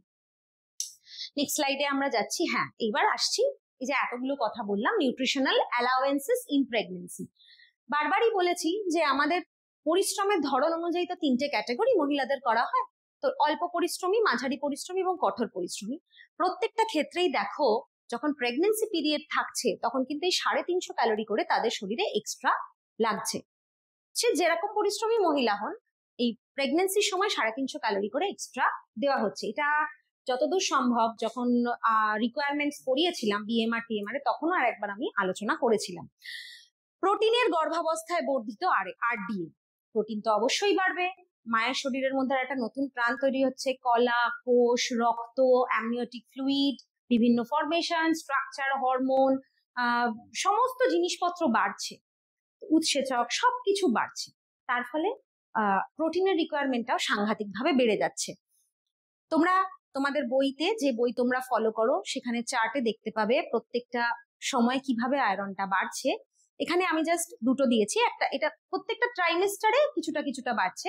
46 normal requirement, প্রথমে বাড়লো 9.5, তারপর বাড়লো 22 সেকেন্ড আর থার্ড এর ক্ষেত্রে। নেক্সট স্লাইডে যাচ্ছি। দেখো এখানে আর একটা স্লাইডে আমি এনেছি ফ্যাট, ক্যালসিয়াম, কিছু স্পেলিং মিস্টেক আছে, সেগুলো ইগনোর করলেই ভালো হয়।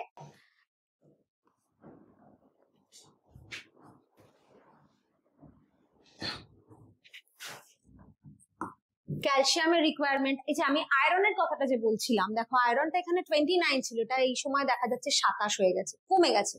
এবার আয়রনের রিকোয়ারমেন্ট, অ্যানিমিয়া, এত কিছু পড়াশোনা করার পর যখন তুমি দেখবে যে প্রেগনেন্ট ওয়ামেনের এটা কমে গেল কেন, তার কারণ হিসেবে যে কথাগুলো আমি বললাম ওগুলো মনে রেখো, ওটা তোমাদের কাজে লাগবে। তবে হ্যাঁ, আয়রন নিশ্চয়ই জরুরি, এটা কমে গেল মানে আয়রন দরকার নেই তা নয়, আমি তো সাপ্লিমেন্ট দিচ্ছি এবং আমার শরীর থেকে তো ব্লাড লস হচ্ছে না, সেই কারণে আয়রনের রিকোয়ারমেন্টটা যেটা ফুড থেকে পাওয়ার কথা সেটাকে একটু কমিয়ে রাখা হয়েছে।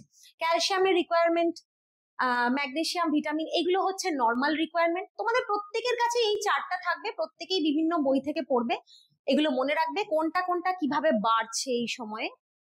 দেখতে পাচ্ছ কিছু কিছু দেখো কমছে সিগনিফিকেন্টলি, কিন্তু কিছু কিছু ক্ষেত্রে যেমন অ্যাসকর্বিক অ্যাসিড 80, এগুলো প্রচুর বাড়ছে। কেন বাড়ছে তোমরা নিজেরাও বুঝতে পারছো। যে যে কথাগুলো আমি বলেছিলাম যে বিভিন্ন চেঞ্জেস হওয়ার জন্য এগুলো ভীষণভাবে প্রয়োজনীয় হয়ে পড়ে, সেগুলোর কারণেই এটা বেড়েছে। দেখো আয়োডিনের রিকোয়ারমেন্টটা কতটা বেড়েছে, 140 থেকে 220। আয়োডিন কি করে? ব্রেন ডেভেলপমেন্ট করে, হরমোন গুলোকে তৈরি করছে, T3, T4, TSH, এই সমস্ত প্রোফাইল যখন চেক করছি তখন আয়োডিনের একটা মারাত্মক ইম্প্যাক্ট তার উপরে থাকছে। ফলিক অ্যাসিডটা প্রথম থেকেই, যখন থেকে জরায়ু তৈরি হচ্ছে বা বাচ্চার শরীরে যখন থেকে বাচ্চার ভ্রূণটা যখন তৈরি হচ্ছে, এবং তোমরা একটু পরের স্লাইডে আমি দেখাবো ফলিক অ্যাসিডের অভাবে ওদের একটা নিউরাল টিউব ডিফেক্ট হয়, যার একটা এক্সাম্পল হচ্ছে স্পাইনা বিফিডা। ওদের মানে শির দ্বারাটা তার কার্ভেচারটা চেঞ্জ হয়ে যায়, একটা এরকম করে ওঠা অংশ তৈরি হয়ে যায়, স্পাইনা বিফিডা বলা হয়। স্পাইনটা হয়তো ঠিকঠাক করে ফর্ম হলো না, জরায়ু ঠিক করে বাড়তে পারলো না, সেই জন্য ফলিক অ্যাসিডের রিকোয়ারমেন্টটা প্রচুর পরিমাণে বাড়ছে। তোমরা প্রত্যেকে তোমাদের যে ছক বা যে বই তোমরা পাচ্ছ সেখান থেকে এই ছকটা পাবে, এই ভ্যালুগুলো কিন্তু মুখস্থ রাখতে হবে। এই ভ্যালুগুলো মুখস্থ না করলে হবে না, প্রত্যেকে আলাদা করে মুখস্থ করবে কোনটার কোনটা রিকোয়ারমেন্ট বেড়েছে এবং কেন তার রিকোয়ারমেন্ট বেড়েছে। এগুলো তুলে তুলে বারবারই প্রশ্ন আসতে থাকে। প্রশ্ন করতেই পারে যে ফলিক অ্যাসিডের পরিমাণ গর্ভাবস্থায় এত বেড়ে যায় কেন, আয়োডিনের পরিমাণ গর্ভাবস্থায় এতটা বেড়ে যায় কেন। তখন তোমরা একটা একটা পয়েন্ট ধরে এক্সপ্লেন করে 2-3 নম্বরের কোয়েশ্চেন এলো হয়তো, তখন তোমরা এগুলো লিখবে। ক্যালসিয়ামের পরিমাণ এতটা বেড়ে যায় কেন, ক্যালসিয়ামের রিকোয়ারমেন্ট বাড়ে কেন, ক্যালসিয়ামের বাড়ের থেকেও ক্যালসিয়ামের গুরুত্ব কি গর্ভাবস্থায়, আয়রনের গুরুত্ব কি গর্ভাবস্থায়, এই ধরনের প্রশ্ন কিন্তু প্রচুর দেবে। এবং হয়তো এরকম প্রশ্ন দিল যে গর্ভাবস্থায় ফলিক অ্যাসিডের প্রয়োজনীয়তা কতটা বাড়ে। আর আরো একটা কথা বলে রাখি, সেটা হচ্ছে এক্সট্রা চাইছে না টোটাল ভ্যালু চাইছে, এটা মনে রাখবে। গর্ভবতী মায়ের শরীরে অতিরিক্ত কত পরিমাণ ফলিক অ্যাসিডের প্রয়োজনীয়তা থাকে এবং গর্ভাবস্থায় ফলিক অ্যাসিডের চাহিদা কত, এই অতিরিক্ত বললে কিন্তু কতটা এক্সট্রা পারলো সেটা লিখতে হবে, চাহিদা কত বললে কিন্তু যেটা রিকোয়ারমেন্টের ডিজিট দেওয়া আছে সেটা লিখতে হবে। এই দুটো বিষয় কিন্তু গোলাবে না, এটা স্টুডেন্টসরা বারবার ভুল করো, সেজন্য আমি একটা রিমাইন্ডার দিয়ে দিলাম। নেক্সট স্লাইডে যাচ্ছি। দেখো বিভিন্ন যে কারণে নিউট্রিয়েন্টস গুলোর প্রয়োজনীয়তা বাড়ছে, প্রোটিনের প্রয়োজনীয়তা বাড়ছে, মায়ের দেহের শারীরবৃত্তীয় নানান পরিবর্তন, আয়তন বৃদ্ধি, মাতৃকোষ কলার আয়তন বৃদ্ধি, রক্ত প্লাজমা স্তনগ্রন্থির বৃদ্ধি, ভ্রূণের ক্রম বৃদ্ধি, শারীরবৃত্তীয় বিকাশ, প্লাসেন্টা তৈরি করা, প্লাসেন্টার আয়তন বাড়া, বর্তমান ভবিষ্যতের জন্য দেহে ফ্যাট সঞ্চয়, মায়ের বিএমআর বৃদ্ধি, মায়ের শারীরিক কার্যকলাপ বা সক্রিয়তা বজায় রাখা। নর্মাল রিকোয়ারমেন্ট বাড়ছে টাড়ছে বুঝলাম, তার সঙ্গে সঙ্গে মাকেও তো শারীরিকভাবে ফিট থাকতে হবে, তার সক্রিয়তাটাও তো বজায় রাখতে হবে। নিজের ওজন এবং ক্রমবর্ধমান ভ্রূণের ওজন বহন করার জন্য শক্তির প্রয়োজন মেটানো, এই সমস্ত কারণে প্রচুর পরিমাণে এনার্জি, এক্সট্রা যে ক্যালোরিটার প্রয়োজন হয়, প্রোটিনটার প্রয়োজন হয়, এই কারণে সেগুলো বাড়ে। ফ্যাটও বাড়ছে, ফ্যাটের রিকোয়ারমেন্ট বাড়ছে, প্রোটিনের রিকোয়ারমেন্ট বাড়ছে, ক্যালোরির রিকোয়ারমেন্ট বাড়ছে, এই কারণগুলো হচ্ছে তার জন্য ভীষণভাবে দায়ী। প্রোটিনের চাহিদা বা এইগুলো আবার ওই একই কথা লেখা আছে, প্রোটিনের চাহিদা দেখো। আচ্ছা, একটা এখানে টার্মের কথা আমি বলি, GWG, কিছু ইংলিশ টার্মস তো তোমাদের আসতেই পারে। এটা হচ্ছে জেস্টেশনাল ওয়েট গেইন, হ্যাঁ, formation of amniotic fluid, storage reserve, যেগুলো আগের ইয়েতে বললাম সেগুলোই এখানে আরেকবার লিখে দেওয়া আছে। আর transfer of amino acid from mother to foetus, মায়ের শরীর থেকে বাচ্চার শরীরে সমস্ত জিনিসটা প্রবাহিত হচ্ছে, সে কিন্তু by the expense of mother সে কিন্তু নিজেকে তৈরি করবে, মায়ের কাছ থেকে কিন্তু সবটা নেবে, নিজের হাড় গঠন করবে, সেই জন্য নিজের কঙ্কালতন্ত্র তৈরি করবে, মায়ের শরীর থেকে সে ক্যালসিয়াম টেনে নেবে, প্রোটিন তার ব্লাড তৈরি করবে বা কলা কোষ বিভাজিত হবে, মায়ের শরীর থেকে সে সবটা টেনে নেবে। যদি মা ঠিক করে না খান, যদি মা ঠিক করে খাদ্য গ্রহণ, প্রোটিন গ্রহণ, নিউট্রিয়েন্টস গ্রহণগুলো ঠিক করে মেনটেন না করেন, তাহলে কিন্তু মায়ের শরীর সম্পূর্ণভাবে নষ্ট করে দেবে, ক্যালসিয়াম বলো হাড় ভঙ্গুর করে দেবে, প্রোটিন টেনে নেবে, মা অ্যানিমিক হয়ে যাবে। সেই কারণে বাচ্চার পুষ্টি প্রপার করার জন্য মায়ের খাবারের যেমন দরকার, মাকে নিজেকে ঠিক রাখার জন্য কিন্তু খাদ্য গ্রহণটা ভীষণ ভীষণ ইম্পর্টেন্ট। ফলিক অ্যাসিড, এটার কথা বললাম, to gain weight, to reduce congenital abnormalities, এই যে বলছিলাম না যে বিভিন্ন ধরনের নিউরাল টিউব, এই যে prevents neural tube defects, congenital abnormality মানে অ্যাবনর্মাল হবে, বুদ্ধি বৃদ্ধি কোনোটাই হবে না। স্পাইনা বিফিডা, এই কোয়েশ্চেনটা বারবার আসে, এটা একটু ভালো করে দেখে রাখবে। স্পাইনা বিফিডা কি? প্রিভেন্ট অ্যানেনসেফালি, এটা বানান ভুল আছে, এটা হবে অ্যানেনসেফালি, হ্যাঁ, অ্যানেনসেফালি মানে অ্যাবসেন্স অফ ব্রেন, বুদ্ধি নেই, ব্রেনটাই তৈরি হলো না ঠিক করে, অ্যাবসেন্স অফ ব্রেন, এটাকে বলা হয় anencephaly. Spina bifida, anencephaly, congenital malformation, abnormalities, neural tube defects, এই ধরনের কোয়েশ্চেন কিন্তু আসতে পারে, যেগুলো মূলত ফলিক অ্যাসিডের অভাবে তৈরি হয়। ক্যালসিয়াম কি করছে? কঙ্কালতন্ত্র যেমন গঠন করছে, তেমনি পরবর্তীকালে যখন মা বাচ্চাকে দুধ খাওয়াবে, মাতৃদুগ্ধ যখন শিশু পান করবে, সে তো মায়ের শরীর থেকেই ওটা পুরো তৈরি হয়ে বাচ্চার বডিতে যাবে। সেই সময় কিন্তু এই যে ক্যালসিয়ামটা স্টোর হচ্ছে বা রিজার্ভ হচ্ছে, সেটা কিন্তু ভীষণ করে কাজে লাগবে। যদি ক্যালসিয়াম রিজার্ভ বা স্টোর ঠিক করে না হয়, তাহলে কিন্তু মায়ের শরীরের যা ক্যালসিয়াম সেটা ভেঙে পড়বে। অস্টিওপোরোসিস, অস্টিও আর্থারাইটিস এইগুলো দেখতে পাওয়া যাবে। এই টার্মস গুলো তোমরা জানো, osteoporosis, osteo arthritis, vitamin D, calcium এগুলোর অভাবে হয়, ওই ঘটনাগুলো ঘটতে থাকবে। আর একটা ইম্পর্টেন্ট ব্যাপার, পেশির যে খিঁচুনি, যে বলছিলাম না যে লেগ ক্র্যাম্পস হয়, মাসেল ক্র্যাম্পস হচ্ছে, মায়ের শরীরের যে মানে গর্ভাবস্থার একটা কমপ্লিকেশনের মধ্যে পড়ছে, তার জন্য কিন্তু ক্যালসিয়াম দায়ী থাকে। যদি ক্যালসিয়াম প্রপারলি না যায়, ভিটামিন ডি প্রপারলি না যায়, তখন কিন্তু এই পেশির খিঁচুনিগুলো রয়ে যাবে। অস্টিওপোরোসিস, অস্টিওমালেশিয়া, এই দুটো কথা আমি আগেই বললাম।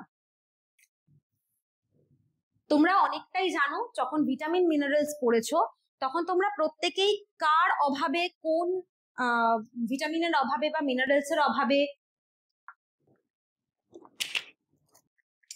কি হয়, শরীরের কি কি ক্ষতি হবে, সেগুলো তোমরা প্রত্যেকেই জানো। বা এই প্রত্যেকটা ভিটামিন বা প্রত্যেকটা মিনারেলের আমাদের বডিতে সিগনিফিকেন্সটা কি, সেটা প্রত্যেকে জানো। এবার যখন দেখছো প্রেগনেন্ট লেডির diet requirements, calorie requirements, nutrient requirements পড়তে গিয়ে যখন দেখছো যে এটার প্রয়োজনীয়তা বাড়ছে, তখন তোমাকে নর্মালি বুদ্ধি থেকে আইডিয়া করে নিতে হবে যে ওই নিউট্রিয়েন্টস গুলোর তো ইম্প্যাক্ট আমাদের শরীরে এটা, সুতরাং এই ইম্প্যাক্ট গুলো থেকে যাতে মায়ের শরীর এবং বাচ্চার শরীর মানে না হয়ে যায়, অভাবে না ভোগে, সেই কারণে এটা রিকোয়ারমেন্টস কিন্তু বাড়িয়ে রাখা হয়েছে, যাতে মা এবং বাচ্চা উভয়ই পুষ্ট হতে পারে। আয়রনের কথা বললাম, iodine deficiency can lead to abortion, still birth. আয়োডিনের অভাবে কিন্তু মৃত বাচ্চার জন্ম হতে পারে, অ্যাবর্শন হয়ে যেতে পারে, অর্থাৎ আগেই প্রসব হয়ে গেল মৃত বাচ্চা, কনজেনিটাল অ্যানোম্যালিজ, ক্রেটিনিজম, সাইকোমোটর ডিফেক্টস। তোমরা জানো আয়োডিনের অভাবে জড়বুদ্ধি সম্পন্ন বাচ্চা তৈরি হয়, মায়েদের শিশু মৃত্যুর হার বাড়ে। তোমরা ভিটামিন মিনারেলস চ্যাপ্টার যখন পড়েছিলে, এগুলো পড়েছিলে। তো যখন তুমি লিখবে, আমি এখন যা পড়িয়ে যাচ্ছি ঠিক আছে, কিন্তু তুমি যখন লিখবে তখন ওটার সঙ্গে এই বিষয়টাকে রিলেট করে, নিজের মাথার বুদ্ধি প্রয়োগ করে, কার অভাবে কি কি হয় সেগুলো মনে করে লিখবে। তোমরা প্রশ্নগুলোর আনসার দেবে যেরকম প্রশ্ন আসবে। জিঙ্কের অনেকগুলো, যদি জিঙ্কের অভাব হয় তাহলে দেখবে জিঙ্কের প্রয়োজনীয়তার অনেকটা বাড়ানো আছে। জিঙ্কের অভাবে ম্যালফরমেশন হতে পারে, জিঙ্কের অভাবে ব্লাড ঠিক মতো ফর্ম না করতে পারে, বিভিন্ন ধরনের কমপ্লিকেশন আসতে পারে বাচ্চার শরীরে। জিঙ্কের পরিমাণটা অনেক বেশি থাকে। ভিটামিন এ, ভিটামিন জানো, ভিটামিন এ দৃষ্টিশক্তির ভালো রাখতে একটা সাহায্য করে, এবং তাতে তার অনেকগুলো ভূমিকা আছে। দৃশ্যগত আবর্তন তোমরা পড়েছো, সেই ভূমিকাগুলো যাতে নর্মালি পালিত হয়, সেজন্য ভিটামিন এর পরিমাণ যথেষ্ট বেশি করে রাখা হয়েছে। ইমিউন ফাংশন, সংক্রমণ আটকাতে সাহায্য করে, সেটাও একটা ব্যাপার। আর ভিটামিন এটা মার বডি থেকে বাচ্চা কিন্তু নিজের বডিতে স্টোর করে রাখে, সে কারণেও ভিটামিন এ এর প্রয়োজনীয়তা বাড়ে।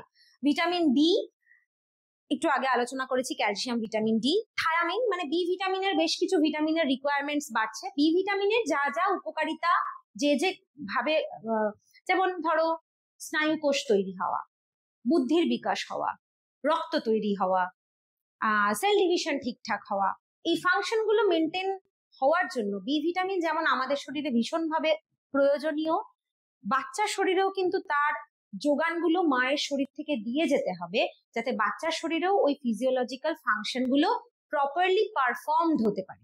এই কারণে মায়ের শরীরের ওই রিকোয়ারমেন্ট গুলো বাড়ছে। তোমরা মনে করে বা বুঝে এই কোয়েশ্চেন গুলোর আনসার করবে। ম্যাগনেসিয়াম, রাইবোফ্লাভিন, পাইরিডক্সিন, এগুলো সব বি ভিটামিনের মধ্যে পড়ছে। ভিটামিন সি, এইগুলোর যা যা গুরুত্ব, যা যা শারীরবৃত্তীয় প্রভাব, সেইগুলো যাতে মায়ের আর বাচ্চার ব্যালেন্স থাকে, এই জন্য এর রিকোয়ারমেন্ট গুলো অলওয়েজ বাড়তে থাকে, বা চার্টের মধ্যে তোমরা দেখতে পাবে এর রিকোয়ারমেন্টস গুলো বাড়িয়ে লেখা আছে। নেক্সট আমরা যাচ্ছি ডায়েটারি গাইডলাইন্স। এবার আসছি খাওয়া দাওয়ার ব্যাপারটা। তোমরা বুঝতেই পারলে যে প্রত্যেকটা রিকোয়ারমেন্টস বেড়েছে। কার্বোহাইড্রেট, প্রোটিন, ফ্যাট, এগুলো আমাদেরকে বাড়াতে হবে, ভিটামিন মিনারেলস এর পরিমাণ বাড়াতে হবে। কি কি ভাবে একজন মা, সেটা হবু মা, সেটাকে মেনটেন করবেন, এখানে কয়েকটা কথা দেখি আমরা। A portion of pulses can be replaced with animal foods for non-vegetarian. যারা নিরামিষ খায় না, আমিষ খায়, ডাল, পোর্শন অফ পালসেস, ডালটাকে রিপ্লেস করে দিতে হবে অ্যানিমাল ফুডস, যেমন মাছ, মাংস, ডিম, দুধ, এগুলো দিয়ে রিপ্লেস করে দিতে হবে। অ্যানিমাল ফুডস এর মধ্যে সব রকম, এগুলোকে আমরা বলছি first class protein. First class protein কিন্তু মায়ের শরীরের পুরো মানে অ্যামিনো অ্যাসিডের যে রিকোয়ারমেন্ট, বাচ্চার জন্য যা রিকোয়ারমেন্ট, সেটাকে ভালোভাবে মেনটেন করবে। যেহেতু অ্যামিনো অ্যাসিড ফার্স্ট ক্লাস প্রোটিনটার মধ্যে সমস্ত কিছু পাই, তাই পালসেস যেরকম থাকবে ডাল জাতীয় খাবার, তার সঙ্গে অ্যানিমাল ফুডসটাকেও আমরা রাখবো। স্মল অ্যান্ড ফ্রিকুয়েন্ট ফিডিং, ছোট ছোট করে বারে বারে খাবো। অ্যাভয়েড ফাস্টিং, উপোস টুপোস করা যাবে না। More fibre should be included to prevent constipation. Calcium rich diet, iron rich diet to prevent anemia and to build up iron stores in fetal body. বাচ্চা কিন্তু শরীরের মধ্যে ভিটামিন ডি, আয়রন এগুলোকে store করে নামে। মায়ের দুধের মধ্যে কিন্তু অতটা পরিমাণ আয়রনটা বাচ্চা পাবে না। ও কিন্তু জানে, কি করে জানে বাচ্চা? নেচার, মাদার নেচার তাকে এইভাবেই তৈরি করে মায়ের শরীরে প্রতিস্থাপিত করে। সেই কারণে বাচ্চা মায়ের খাবার থেকে নিজের শরীরে আয়রনটাকে স্টোর করে লিভারের মধ্যে, তারপর সে ভূমিষ্ঠ হয়। সেজন্য মায়ের শরীরে আয়রন থাকা খুব জরুরি। এবং মায়ের শরীর থেকে বিভিন্ন কারণ, যে ঘাম হয় না, ঘাম, মূত্র, এগুলোর মাধ্যমে কিন্তু অনেক আয়রন লস হয়। সেজন্য আয়রনটাকে বজায় রাখা ভীষণ জরুরি, মানে আয়রনের স্টোরটাকে, রিজার্ভটাকে বজায় রাখা। Inclusion of green leafy vegetables, বুঝতেই পারছো, ভিটামিন, মিনারেলস এবং ফাইবারের জন্য। আর জলীয় পদার্থ, তরলের জন্য অনেকটাই জল আমাদের সাপ্লাই দেয়। Plenty of water should be taken to keep the bowels regular. কনস্টিপেশনটাকে দূর করার জন্য প্রচুর জল তো লাগেই, প্রচুর ফ্লুইড তৈরি হচ্ছে বডিতে, সে তো লাগেই, প্লাস প্রচুর জল রেচিতও হয়ে যাচ্ছে। এবং কনস্টিপেশন যাতে না হয়, মটিলিটি যাতে নর্মাল থাকে, স্মুথনেস যাতে নর্মাল থাকে, তাই প্রচুর পরিমাণে জল খেতে হবে। Fried foods, fat rich, excessive seasoning, প্রচুর মশলাপাতি দেওয়া, ভাজা, বেশি তেল, এগুলো কিন্তু রেস্ট্রিক্টেড। একদম খাবে না বলছি না, কিন্তু সেটা তোমরা খুব কম, মানে সপ্তাহে বা 10 দিনে হয়তো একটা দিন খাওয়া যেতে পারে। For hypertension, salt is restricted. 30% or more grains can come from millets. Millet জাতীয় খাবার একটু মানে আমাদের খাদ্যের মধ্যে রাখা দরকার। মিলেট জাতীয় খাবার তোমরা খুব ভালোভাবে জানো, ওটস এর কথা তোমরা শুনছো। খাবার দাবার গুলোর মধ্যে একটু মিলেটস জাতীয় খাবার আমাদের থাকা দরকার। At least 50% of the cereals consumed should be whole grains. গোটা দানা শস্য জাতীয় খাবার at least 50%, মানে ধরো ময়দাটাকে অ্যাভয়েড করে আটা জাতীয় খাবার খাচ্ছে, তাতে ভুসিটা থাকছে, খোসাটা থাকছে। এই মিলেটস এর মধ্যে অনেক কিছু পড়ে, কিন্তু জোয়ার বাজরার আগে মানেই শুধুমাত্র মিলেটস নয়, ওটস এর কথা বললাম, কাউনের কথা আছে, বিভিন্ন ধরনের দানা আছে, শ্যামা দানা, এই দানাগুলো, এগুলো কিন্তু মিলেটস এর মধ্যে পড়বে। তো এই ধরনের খাবার দিয়ে যদি একটু রিপ্লেস করে দেওয়া যায়, তাহলে ডায়েটটা সারাদিন যেটা খাচ্ছি সেটা একটা ব্যালেন্সের জায়গায় চলে আসে। বিভিন্ন ধরনের খাবার, আমরা কখনো বলি না যে প্রত্যেকদিন কাউকে একই ব্রেকফাস্ট করতে হবে, প্রত্যেকদিন কারোর খাবারের প্লেটে একই তরকারি থাকবে। যত ঘুরিয়ে ফিরিয়ে খাওয়া হবে বা গর্ভবতী মা খাবে, তত প্রত্যেকটা খাবারের উপকারিতা তার শরীরের মধ্যে যাবে। ঘুরিয়ে ফিরিয়ে খাওয়া মানে কিন্তু ভাজাভুজি, প্রচন্ড সিজনিং দেওয়া, একটা সুন্দর ফ্লেভার দেওয়া, এই ধরনের খাবার না। হেলদি খাবার, ভ্যারাইটি অফ, মানে বিভিন্ন খাদ্য দ্রব্যের বিভিন্ন ধরনের ভ্যারাইটির কথা আমি এখানে বলছি। সরি, বেশ, আমরা নেক্সট স্লাইডে যাচ্ছি। এটা একটা ডায়েট প্ল্যান যেটা দেওয়া হয়েছিল একজন মাদারকে। দেখো, যে যে গাইডলাইন্স গুলো আমরা নিলাম, যে যে বিষয়বস্তুগুলো আমরা তৈরি করলাম, তার উপরে নির্ভর করে একটা ডায়েট প্ল্যান রাখছি, যেটার মধ্যে ক্যালোরি থাকছে।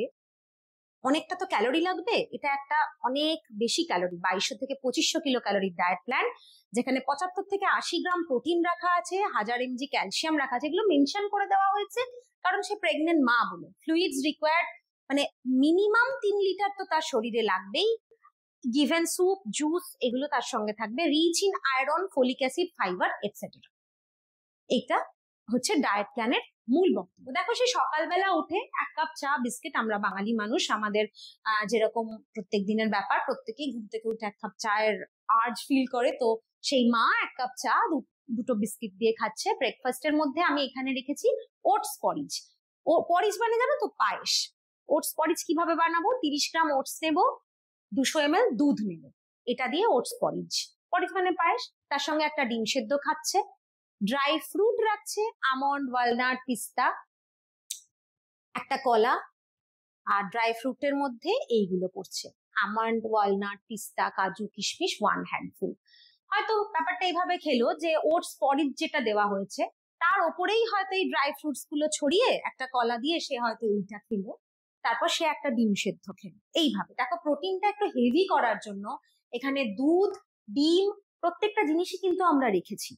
হ্যাঁ, আবার এই মানে তৈলবীজ বাদামটাও আমরা রেখেছি, একটা কলা রাখা হয়েছে, কলার যে যে উপকারিতা, তার ক্যালোরি, তার পেটের উপরে ওর একটা ভীষণ প্রভাব থাকে, কলাটা আছে। Mid morning snacks, fruit rainbow salad রাখা হয়েছে এখানে, মানে বিভিন্ন রকম ফলকে মিক্স করে, যেটা নানান রকম ফলের কালার অনুযায়ী সেজন্য রেনবো স্যালাড বলা হয় এটাকে। 1 বোল, যেখানে 250 গ্রামের মতো ফ্রুট রেনবো স্যালাড রাখা হয়েছে, আর 1 গ্লাস ডাবের জল তার সঙ্গে ও খাচ্ছে। তোমাদের এটা দেখে শুনে মনে হবে বাবা এত খাবার মানুষ কি করে খায়, বাট প্রেগনেন্সি এমন একটা কন্ডিশন যেখানে ক্যালোরি রিকোয়ারমেন্ট প্রচুর পরিমাণে থাকে, এবং নতুন যারা মা হচ্ছে তাদেরকে বলতে হয় না, তাদের এগুলো দিলে তারা ইজিলি খেয়ে নেবে, আনন্দের সঙ্গে খেয়ে নেবে। তাদের ভীষণ খিদে থাকে, হরমোনাল প্রভাবে তাদের রিকোয়ারমেন্টটাও বেড়ে যায়, তার ব্রেনও তাকে ইন্ডিকেশন দেয় খাও খাও খাও খেয়ে যাও, তারা এগুলো ইজিলি খেয়ে ফেলবে। সুতরাং এরকম ভাবার দরকার নেই যে এত খাবার কি করে খাবে, সবসময় মনে রাখবে প্রেগনেন্ট মায়ের ডায়েট প্ল্যান। লাঞ্চে তাকে ভাত দেওয়া হচ্ছে, আমি এখানে গ্রামস গুলো, পরিমাণগুলো উল্লেখ করেছি যাতে তোমরা বুঝতে পারো। 150 গ্রাম চালের ভাত, 100 গ্রাম ডাল, সেদ্ধ ভেজিটেবল এবং শাক। হয় না আমরা সামনের পাতে একটা কিছু সেদ্ধ খেলাম, শাক খেলাম, তাকে তো প্লেন্টি অফ ফ্রুটস আর ভেজিটেবলস খেতে হবে যাতে তার বাওয়েল মুভমেন্ট ক্লিয়ার থাকে, যাতে ভিটামিন মিনারেলস এর সাপ্লাইটা সে ভালোভাবে পায়। সেজন্য তাকে সামনের পাতে একটা সেদ্ধ কিছু রাখা হলো, একটা মিক্সড ভেজ কারি, সেটা যে যেরকম খায়, এক বাটি সবজি যেটাকে আমরা বলি সেটা খেলো, মাছের একটা ঝোল খেলো, মাছ দিয়ে একটা করা কারি, মাছটা 100 গ্রামের মতো ফিশ, 1 প্লেট স্যালাড এবং দই 100 গ্রাম। এটা কিন্তু তার ফুল মিল। দেখো ভাত, ডাল, 2 রকমের সবজি, একটা প্রোটিন, মাছ, salad curd, salad fresh salad, এখান থেকে vitamin mineral, vitamin C, antioxidant সব টাটকা টাটকা পেয়ে যাবে, এবং দই, টক দই, ক্যালসিয়ামের রিকোয়ারমেন্ট বাড়ানো, গাট হেলথ ভালো রাখা, দই কিন্তু ওই জায়গায় ওকে অনেক হেল্প করবে। একটু রেস্ট নিল ঘুম থেকে। আরেকটা ব্যাপার বলা হয়নি, মোটামুটি মিনিমাম 10 ঘন্টার একটা ঘুম লাগে, একটা 10 ঘন্টার স্লিপ লাগে, একটা স্ট্রেচ না হলেও, মানে সারাদিন তাকে এরকম রেস্টটা নিতে হবে, এই স্লিপটা কিন্তু প্রয়োজন হয়। দুপুরবেলা হয়তো সে একটু রেস্ট নিল, বিকালে ঘুম থেকে উঠে চা বিস্কিট খেলো অ্যাজ ইউজুয়াল, ইভিনিং স্ন্যাক্সে সে 1 গ্লাস দুধ খাচ্ছে, একটা এগ স্যান্ডউইচ খাচ্ছে। এগ স্যান্ডউইচ কিভাবে বানানো হবে, ব্রেড নেওয়া হলো, ব্রেডের মধ্যে স্যালাডস গুলো দিয়ে দেওয়া হলো, একটু লেটুস দিয়ে দেওয়া হলো, তার মধ্যে ডিমটাকে কেটে কেটে দিয়ে দেওয়া হলো, তাহলে কার্বোহাইড্রেটও গেল, ব্রেড থেকে পেলো, প্রোটিন পেলো ডিম থেকে, ফ্যাট পেলো ডিম থেকে, এবং ভিটামিন মিনারেলস পেয়ে গেল টাটকা স্যালাড থেকে। সুতরাং বিকালের দিকে একটা এগ স্যান্ডউইচ, 1 গ্লাস দুধ, এটা সে ইভিনিং স্ন্যাক্সে নিল। ডিনার, এবার ইভিনিং স্ন্যাক্স দেখো, রাত্রিবেলাটা তো সন্ধ্যের পর থেকে ইভিনিং স্ন্যাক্সটা না করলে কিন্তু ডিনারের আগে তার খিদে পেয়ে যাবে, এবং যেহেতু আমি কি বলেছি অল্প অল্প করে বারে বারে, অল্প অল্প নয় মানে বারে বারে তাকে খেতে হবে, সেজন্য বারে বারে এগুলোকে ডিভাইড করে দেওয়া আছে। সাধারণ জীবনেও কিন্তু বারে বারে খাওয়াটা ভীষণ ইম্প্যাক্টফুল, এক্ষেত্রে তো অবশ্যই। ডিনারে রুটি খাচ্ছে, ডাল, সর্টেড ভেজিটেবল, সামনের পাতে হয়তো একটা কোনো সবজি খেলো হালকা সর্টে করে নিয়ে, চিকেন কারি দেওয়া হয়েছে তাকে 2 পিস, রায়তা, রায়তা কিভাবে বানানো হচ্ছে, কার্ডের মধ্যে স্যালাড গুলোকে দিয়ে নুন মিষ্টি দিয়ে রায়তার একটা ডিশ বানানো হচ্ছে। এই সময় মুখের স্বাদটাও তো একটা ব্যাপার, তাকে একটু ঘুরিয়ে ফিরিয়ে খাবার দিলে। প্রত্যেকটা জায়গায় খেয়াল করো, এই যে ডিনারটা বলো বা এই যে লাঞ্চটা বলো, প্রত্যেকটা জায়গায় খেয়াল করো একটা সার্ভিং কার্বোহাইড্রেটের থাকছে। এই যে তোমাদের ফুড পিরামিড যেটা তোমরা শিখেছিলে, যেটাকে মেনটেন করে আমাদের রাখতে হয়, দেখো একটা সার্ভিং কিন্তু তার সিরিয়ালস থেকে আসছে, একটা সার্ভিং পালসেস থেকে আসছে, ভেজিটেবলস এর একটা সার্ভিং থাকছে, একটা প্রোটিনের জায়গা থাকছে, ফার্স্ট ক্লাস প্রোটিনের, স্যালাড এবং কার্ড, এই দুটো কিন্তু মিল্ক জাতীয়, দুধ জাতীয় প্রোডাক্ট এবং ফ্রেশ ভেজিটেবলস এর ডিমান্ডটাকে মিটিয়ে দিচ্ছে। তোমরা যখন ডায়েট প্ল্যান তৈরি করবে, যে কোনো ক্ষেত্রে তোমাদের অনেক ডায়েট প্ল্যান তৈরি করতে হবে, তোমাদের প্রেগনেন্সি ল্যাকটেশন শুধু না বিভিন্ন রোগের ক্ষেত্রেও করতে হবে, এই বিষয়টাকে মাথায় রাখবে যে আমি যখন একটা প্লেট তৈরি করছি তার মধ্যে কার্বোহাইড্রেট, প্রোটিন, ফ্যাটের একটা ব্যালেন্স রেখে প্লেটটা তৈরি করবো। ঠিক আছে, this is our diet plan for a pregnant lady এগুলোর সঙ্গে সে প্রচুর পরিমাণে জল খাবে, 10 ঘন্টা ঘুমোবে, তাহলে সে হেলদি থাকতে পারবে। নেক্সট স্লাইডে যাই। আচ্ছা, প্রেগনেন্ট লেডিটা কমপ্লিট হলো। এবার আমরা ল্যাকটেশনে ঢুকছি। ল্যাকটেশনে আলাদা করে কিছু বলার নেই, প্রেগনেন্সি পড়তে পড়তেই ল্যাকটেশন অনেকটা বুঝতে পারলে। প্রেগনেন্সির পর জরায়ু গাত্র থেকে শিশু ভূমিষ্ঠ হওয়ার যে ফেজটা, এটা ওভার হলো। এবার বাচ্চা জন্ম নিল। জন্ম নেওয়ার পর তোমাদেরকে একটা কথা আমি জানাই, জন্মের প্রথম 6 মাস শিশুকে কিন্তু এক্সক্লুসিভ ব্রেস্ট ফিডিং দিতে হয়, কোনো কিছু না, নট ইভেন বাইরের জল। আমি তোমাদের ইনফ্যান্টস এর ডায়েটও পড়াবো, সেখানে আমি বলবো এই যে অনেকে বলে না অনেকটা দুধ খেয়েছে জল খাক বা অন্য কিছু খাক, একটু মধু দিয়ে একটু জুস দিন, নো, এক্সক্লুসিভ ব্রেস্ট ফিডিং করাতে হয়। মার কাছ থেকেই বাচ্চা একমাত্র ওই প্রথম 6 মাস খাদ্য গ্রহণ করবে। This is the lactation phase. এই সময়ে মা অ্যাক্টিভলি বাচ্চাকে দুধ খাওয়াবে যাতে বাচ্চার নিউট্রিশনাল রিকোয়ারমেন্টটা সম্পূর্ণ হয়। দুগ্ধ উৎপাদন এবং দুগ্ধ ক্ষরণে প্রচুর পরিমাণে শক্তি ও পুষ্টি উপাদানের প্রয়োজন হয়। তোমরা যখন ল্যাকটেটিং মাদারের ক্যালোরি রিকোয়ারমেন্টের চার্টটা দেখবে, নিউট্রিয়েন্ট রিকমেন্ডেড ডায়েটারি অ্যালাওয়েন্সেস গুলো দেখবে, তো সেখানে দেখবে দুটো ভাগ করে দেওয়া আছে। একটা ভাগ হচ্ছে, এক্ষুনি দেখতে পাবে তোমরা, একটা ভাগ দেখবে 0 থেকে 6 মাস দেওয়া আছে, আর একটা ভাগ দেখবে 6 থেকে 12 মাস দেওয়া আছে। তো দুটো কেন আলাদা? প্রথমেই যে বললাম প্রথম 6টা মাস ও কিন্তু এক্সক্লুসিভ ব্রেস্ট ফিডিং করবে, তারপরে 6 থেকে 12 মাস বাচ্চা মায়ের দুধ যেরকম খাবে তার সঙ্গে সঙ্গে কিন্তু বাইরের খাবারও খেতে শুরু করে। মিনিং হয় অন্নপ্রাশন হয় তো 6 মাসের পর, তো অন্নপ্রাশনের পর তো বাইরের খাবার অল্প অল্প অল্প করে খেতে শুরু করে। তার রিকোয়ারমেন্টটা মায়ের থেকে কমিয়ে বাইরের দিকে ব্যালেন্স করা হয়। সেই কারণে প্রথম 6 মাস মায়ের ক্যালোরি রিকোয়ারমেন্ট, মাকে যা খাবার দাবার খেতে হবে, যা রিকোয়ারমেন্ট, সেটা প্রচুর হাই থাকবে। 6 থেকে 12 মাসে অল্প অল্প করে কিন্তু কমতে থাকবে, সেটা দেখতে পাবে। এবং ল্যাকটেটিং মাদারের যে ছকগুলো করা থাকবে না, সেগুলোর প্রত্যেকটাই দেখবে এরকম দুটো ভাগ করে দেওয়া আছে, একটা 0 to 6 মান্থ, একটা 6 to 12 মান্থ, এইভাবে করা আছে। আচ্ছা, দুধ উৎপাদনে মায়ের দেহে সঞ্চিত পুষ্টি উপাদান যাতে ক্ষয় না হয়, তাই মায়ের বিশেষ পুষ্টি বা বাড়তি পুষ্টির প্রয়োজন। শিশু সম্পূর্ণরূপে মাতৃদুগ্ধের উপর নির্ভরশীল, তাই শিশুর চাহিদা পূরণে এবং তার সঠিক বৃদ্ধির সহায়ক হিসেবে প্রসূতি মায়ের পুষ্টি উপাদানের চাহিদার বৃদ্ধি ঘটে। যে মা বাচ্চাকে দুধ খাওয়াচ্ছে, মাতৃ স্তনদুগ্ধ পান করাচ্ছে যে মা, সেই মাকে বলা হয় প্রসূতি মা। মায়ের দৈহিক কার্যকলাপ সম্পাদনে পর্যাপ্ত পুষ্টির চাহিদা পূরণ করা প্রয়োজন। এই কারণে কিন্তু প্রচুর পরিমাণে শক্তি আর পুষ্টি উপাদানের প্রয়োজনীয়তা ঘটছে।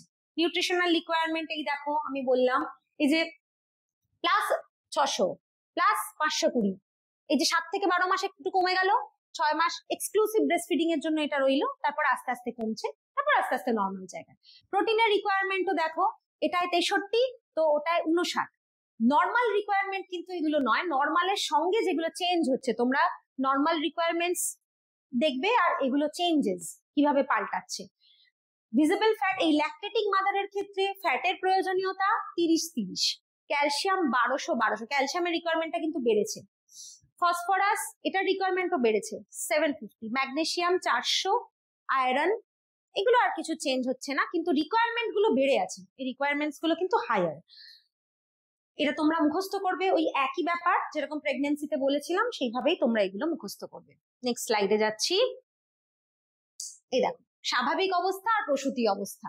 স্বাভাবিক অবস্থার রিকোয়ারমেন্টস গুলো আলাদা, প্রসূতি অবস্থার রিকোয়ারমেন্টস গুলো চেঞ্জ হয়ে যাচ্ছে। তোমরা এইভাবেই পড়বে যেভাবে দেওয়া আছে, এই ভ্যালুগুলো কিন্তু তোমাদেরকে মুখস্থ করতে হবে। আর একটা ব্যাপার সবসময় মনে রাখবে, এই অতিরিক্ত চাইছে নাকি রিকোয়ারমেন্টটা চাইছে। একটা প্রশ্ন আসতে পারে যে অতিরিক্ত, মানে আমাকে বুঝতে হবে যে আমাকে এক্সট্রা ভ্যালুটা চাইছে, অতিরিক্ত কতটা। আর একটা প্রশ্ন আসতে পারে কতটা, কত মানে যেটা আমার নর্মাল রিকোয়ারমেন্ট। যদি তোমাদের কনফিউজিং লাগে যে লিখতে গিয়ে তুমি বুঝতে পারছো না অতিরিক্ত লিখবো না কতটা লিখবো, দুটোই লিখে দেবে, কেউ কিছু করতে পারবে না। কিন্তু অতিরিক্ত চাইলেও তুমি হয়তো টোটালটা লিখে দিলে, তখন কিন্তু কেটে দিতে পারে। এই সম্ভাবনাটার থেকে বরঞ্চ অতিরিক্ত এটা, নর্মাল এটাও লিখে দিতে পারে যদি তোমার কোয়েশ্চেন বুঝতে অসুবিধা হয়। এই যে দেখো এখানে যেমন 65টা নর্মাল রিকোয়ারমেন্ট আমাদের, কিন্তু এই ল্যাকটেশনের এই টাইম গুলো 50-50 করে লাগছে। ঠিক আছে, এই ব্যাপারটা একটু সবসময় মাথায় রাখবে। এই ছকগুলো বা চার্টগুলোকে পুরো মুখস্থ করতে হবে। এখান থেকে কিন্তু প্রশ্ন দেওয়া হয় যে কতটা কি চেঞ্জেস হয়েছে, কেন হয়েছে, রিকোয়ারমেন্ট কত, এই প্রশ্নগুলো দেওয়া হয়। এই বিষয়গুলো বাড়ছে রিকোয়ারমেন্টস এর ক্ষেত্রে। Fat, iron, calcium, vitamin A, vitamin B, vitamin C, iodine, zinc, magnesium, phosphorus, এগুলো রিকোয়ারমেন্ট কিন্তু ল্যাকটেশনের সময় বাড়ছে। তোমরা যখন ডায়েট ছকটা দেখে দেখে তোমরা মুখস্থ করবে তখন দেখবে এগুলোর রিকোয়ারমেন্ট বেড়েছে।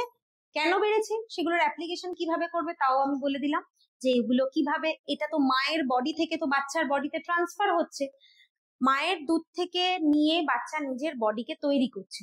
সুতরাং ওই খাদ্য উপাদান বা মিনারেলস গুলোর যেগুলো কার্যকারিতা, যা কাজ, সেটা মায়ের বডিতে এবং বাচ্চার বডিতে ওইভাবেই ফাংশন করছে, সেই জন্য এই রিকোয়ারমেন্টস গুলো বাড়ছে। এবার একটা ডায়েট প্ল্যানে আসি, এটার শেষ স্লাইড। তোমরা যেরকম প্রেগনেন্ট লেডির একটা ডায়েট প্ল্যান দেখলে, একটা ল্যাকটেটিং মায়ের ডায়েট প্ল্যানটা দেখো, এখানেও কিন্তু রিকোয়ারমেন্ট অনুযায়ী ভাগ করে দেওয়া আছে। দেখো, একটা প্রথম আর্লি মর্নিং ঘুম থেকে উঠলো, ঘুম থেকে ওঠার পর সে 1 গ্লাস দুধ এবং একটা টোস্ট খাচ্ছে। এখানে কিন্তু রিকোয়ারমেন্ট প্রচুর বেশি। যখন গর্ভবতী ছিল তখন যা রিকোয়ারমেন্ট ছিল, প্রথম 6 মাসে কিন্তু রিকোয়ারমেন্ট আরো বেশি। সুতরাং দেখো, খাবারের পরিমাণ কিন্তু আরো বাড়িয়ে দেওয়া হয়েছে। সে যদি চা বিস্কিট খায় খা, কিন্তু আর্লি মর্নিং এ তার ক্যালসিয়ামের রিকোয়ারমেন্টও বেড়েছে, সেজন্য দেখবে দুধ জাতীয় খাবারের পরিমাণও বাড়িয়ে দেওয়া হয়েছে। সকালে 200 ml অর্থাৎ 1 গ্লাস দুধ এবং একটা টোস্ট দেওয়া হয়েছে তাকে, বিস্কিটের বদলে একটা হোল হুইট টোস্ট। এই সময়ও কিন্তু কনস্টিপেশনের একটা সমস্যা থেকেই যায়, কারণ তার শরীর থেকে প্রচুর পরিমাণে জল বের হয়ে যাচ্ছে। অন্তত 5 লিটার জল আমি তো বলবো ভীষণভাবে রিকোয়ার্ড। একটা হোল হুইট, পুরো গোটা আর কি, মানে খোসা সমেত যে টোস্ট, সেই টোস্ট, যেটাকে আমরা অনেকে ব্রাউন ব্রেড বলে থাকি, অনেকে ময়দার বলে থাকি, যাই হোক। ব্রেকফাস্ট, এখানেও আমি ওটস পরিচটাই রাখাটা বেটার মনে করেছি। ওটস পরিচটা আমি খুবই দিই, যেহেতু ওই মিলেটস এর একটা অল্টারনেটিভ। তোমরা এখানে কেউ কোনোদিন স্যান্ডউইচ দিতে পারো, কোনোদিন সুজি দিতে পারো, চিড়ে, রুটি, যা যেরকম, বাট একটা সিরিয়াল যেন থাকে। সিরিয়াল মানে দানা শস্য জাতীয় খাবার। সারাদিন সে যা দানা শস্য খাচ্ছে তার মধ্যে একটা পোর্শন চেষ্টা করবে মিলেট রাখার। ওটস পরিচ, এখানে ওই টোন্ড মিল্ক 200 ml এর সঙ্গে 30 গ্রাম ওটস দিয়ে করছি। ড্রাই ফ্রুটস আগেই বলে দিয়েছি, তার সঙ্গে একটা কলা রাখা হচ্ছে। মিড মর্নিং এ ফল খাচ্ছে সে এবং একটা ডিম সেদ্ধ খাচ্ছে। এই সময় কি থাকে না, বাচ্চাদের রিকোয়ারমেন্ট অনুযায়ী বাচ্চাকে ফিড করাতে হয়। যখন আমরা ইনফ্যান্টের ডায়েট করাবো তখন বলবো, মায়েদের চট করে অনেকটা খাবার খাওয়ার সময় হয় না, সেই জন্যে খাবারের ব্রেকেজ গুলো একটু আলাদা আলাদা করে দেওয়া হয়েছে, বারে বারে দেওয়া হয়েছে, ছড়িয়ে ছড়িয়ে বেশি বেশি করে দেওয়া হয়েছে। লাঞ্চে ভাত, ডাল, সেদ্ধ ভেজিটেবল বা শাক, মিক্সড ভেজ কারি, চিকেন আর ফিশ কারি, স্যালাড, কার্ড, এইভাবে মেনটেন করে রাখা হয়েছে। একটা সার্ভিং সিরিয়াল, ডাল জাতীয় থেকে একটা নেওয়া হয়েছে, ভেজিটেবলস থেকে 2টো সার্ভিং দেওয়া হচ্ছে, অ্যানিমাল, চিকেনটা চিলি চিকেন হয়ে গেছে, অ্যানিমাল প্রোটিন একটা সার্ভিং দেওয়া হয়েছে, স্যালাড এবং কার্ড। হ্যাঁ, স্যালাডের পরিমাণ 1 প্লেট, কার্ডটা 150 গ্রাম। ইভিনিং স্ন্যাক্সে ছোলা বা কর্ন চাট হাফ বোল দেওয়া হয়েছে। কিভাবে হবে ছোলা বা কর্ন চাট? ছোলা, সেটা কাবলি ছোলা হোক, এমনি ছোলা হোক, সেদ্ধ হোক বা বয়েলড হোক বা ভেজানো অঙ্কুরিত হোক, অঙ্কুরিত হলে খুব ভালো হয়, অথবা কর্ন, ভুট্টার যে দানা, সেটা বয়েলড করে নিয়ে হালকা ভাপিয়ে তার সঙ্গে বিভিন্ন স্যালাড মিশিয়ে, পেঁয়াজ, শসা, টমেটো, তার মধ্যে একটু লেবুর রস, একটু বিট নুন সামান্য দিয়ে সেটাকে একটা সুন্দর চাট বানিয়ে বিকেল বেলাটায় খাওয়া যেতে পারে। প্রসূতি মায়েরা খেতেই পারেন। 1 ঘন্টা পরে 1 গ্লাস দুধ খাবে, এটা খাওয়া হলো, তার 1 ঘন্টা পরে 1 গ্লাস দুধ। ডিনারে রুটি 2টো, এগ কারি, ভেজিটেবল কারি, স্যালাড, কার্ড, এইভাবে রাখা হয়েছে। Fluid through out the day, এখানে 3.5 থেকে 4 লিটার রেখেছি, কিন্তু আমি এটা মুখে বলে রাখি, চেষ্টা করবেন 5 লিটার। কেন 5 লিটার বলে রাখি? কারণ এই 5 লিটারের মধ্যে ফলের রস থাকবে, ডাবের জল থাকতে পারে, স্যুপ থাকতে পারে, অনেক কিছু থাকতে পারে। So this is a diet plan for a lactating mother. এই ছিল আজকে আমাদের পড়া প্রেগনেন্সি এবং ল্যাকটেশন। আর একবার রিপিট করে দিই, প্রেগনেন্সি এবং ল্যাকটেশনের ডায়েট প্ল্যান যেরকম ভালো করে মনে রাখবে, তার সঙ্গে সঙ্গে মনে রাখবে তাদের রিকোয়ারমেন্টস গুলো, এবং কিছু কিছু ট্রিক্স আমি বলে দিয়েছি কিভাবে তোমরা মনে করে লিখবে। আশা করি তোমাদের বুঝতে অসুবিধা হয়নি। প্রত্যেকে এবার থারালি বইটাকে পড়বে, যা বুঝিয়ে দেওয়ার দিলাম বইটাকে বসে কিন্তু ভালো করে রিডিং করবে এবং কোয়েশ্চেন্স এর আনসার গুলো সলভ করবে। Thank you.